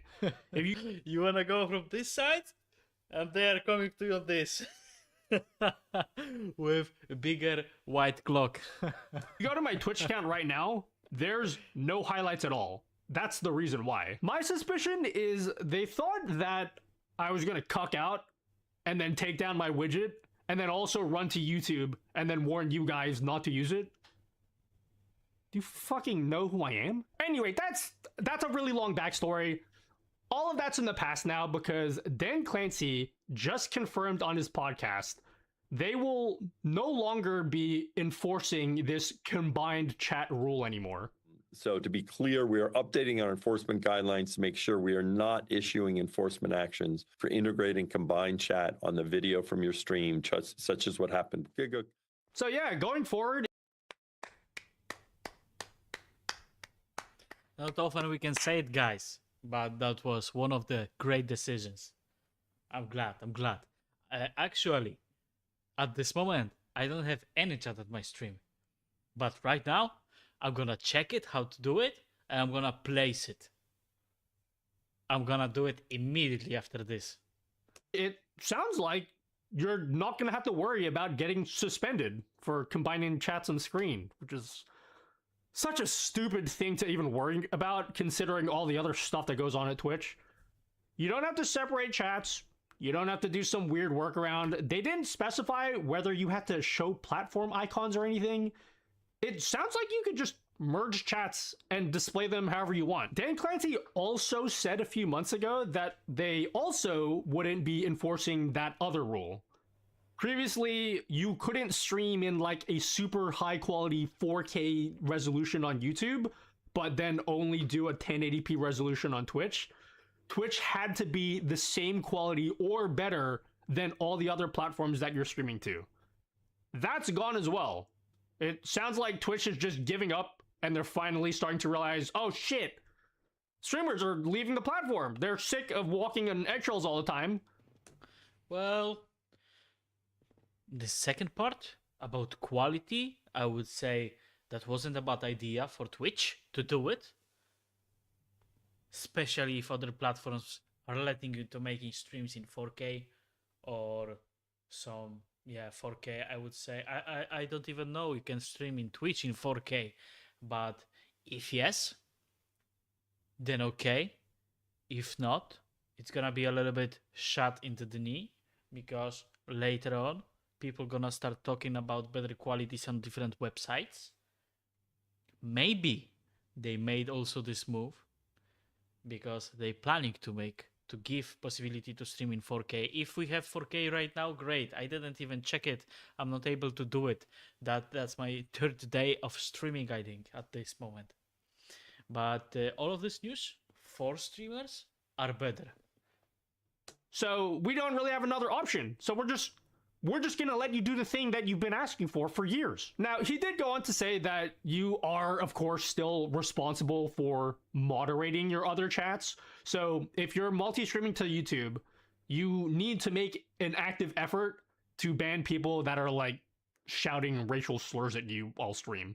And given my experience streaming to other platforms, you might have to do that pretty often. If you're looking for a good tool for combining chats, I highly recommend using StreamerBot. It's super customizable, supports 7 TV emotes, it's got all of the badges and stuff, but most importantly, it's got all of the built-in tools that you'll need for banning viewers, deleting sussy messages. So if you need to moderate multiple chats, you can do it really easily in StreamerBot. If you're looking for one to use as an overlay for your stream, there's a lot of good ones. I'm just gonna chill for myself. I built my own multi-chat overlay. This is the one that I've been using on my streams personally. I put it up on my website, NuttyGG. It's completely free to use. There's tons of customization options. You can change the fonts, toggle profile pictures, badges. There's even an option that will let your viewers post images and then have them show up in your stream.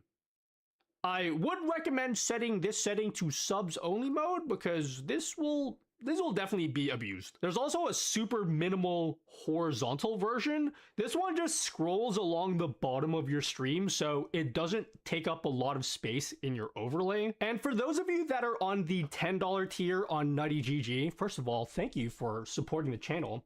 I also released a special bullet style version, kind of like the ones you see on those Japanese websites.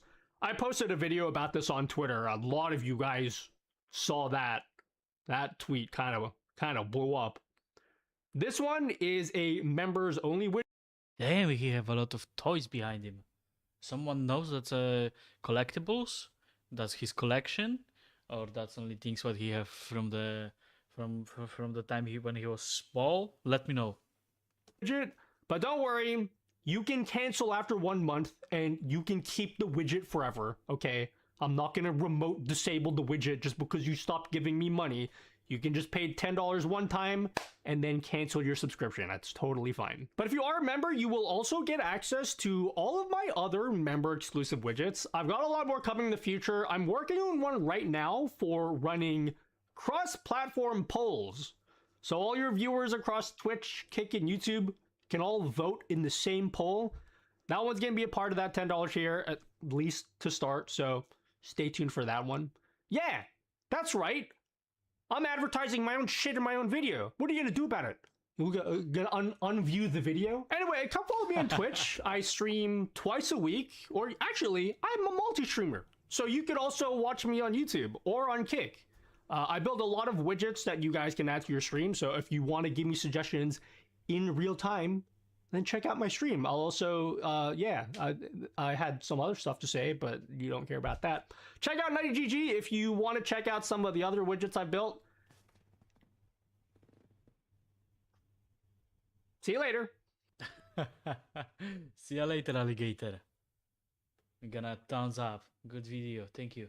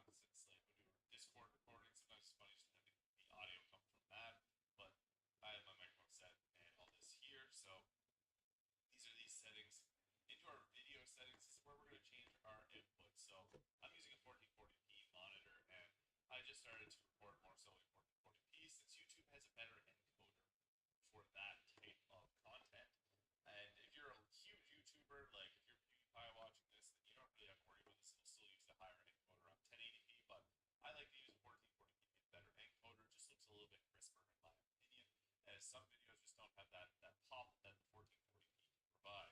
You can also downscale this to 1080p if you'd like. So you got options there if you want to use 720p. It's all there. So I typically give the common FPS values and use 60 frames per second. Again, depends on your monitor and really what kind of frame rates you want to use for the file sizes. Like 30 frames versus 60 frames, you can kind of assume it's going to be about double in size.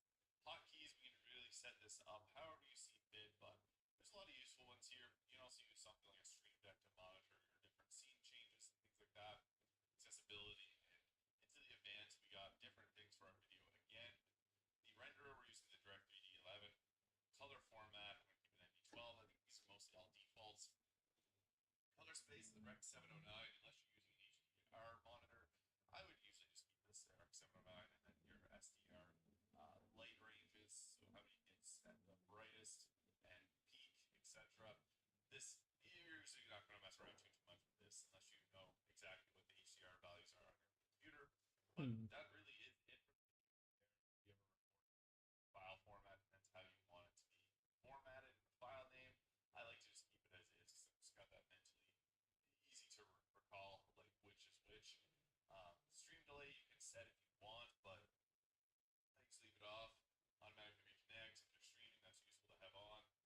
This video I guess is more so for recording settings, but that is it. So pretty straightforward what we're going to be going, what we wanted to set up here. It's mostly for this recording tab and output. So if you need to change any of these settings, it's all just right up here. P7, CPU level 18 works best for me, but what better is best for me might not for you. So this is something you definitely want to try out. You record a couple videos at 20, a couple videos at 60 minutes. You can really notice the difference versus file size and see if that quality difference is worth that extra storage, SSD or hard drive. So that's it. Best recording settings in OBS.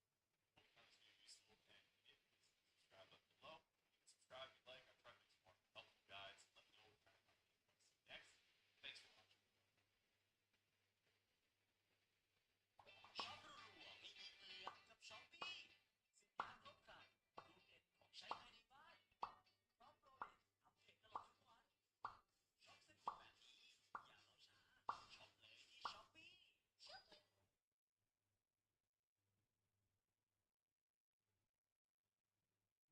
Hello guys, welcome to our channel. Do you want to level up your party chat in Discord with different characters?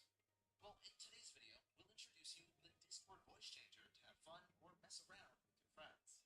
There are many voice changers on the market, such as VoiceFont, Cloudfish, and Techie Soundbot. Among these, I would recommend you Techie Soundbot Voice Changer. It has more voice filters and doesn't crash as often as VoiceFont, as well as it is easier to set up and be used in Discord than Cloudfish. Techie Soundbot is a professional voice changer tool on the computer that can be used for entertaining pranks, live chat, live video, real-time communication, getting up in games, etc. It can change your voice in real time in various programs, including Discord's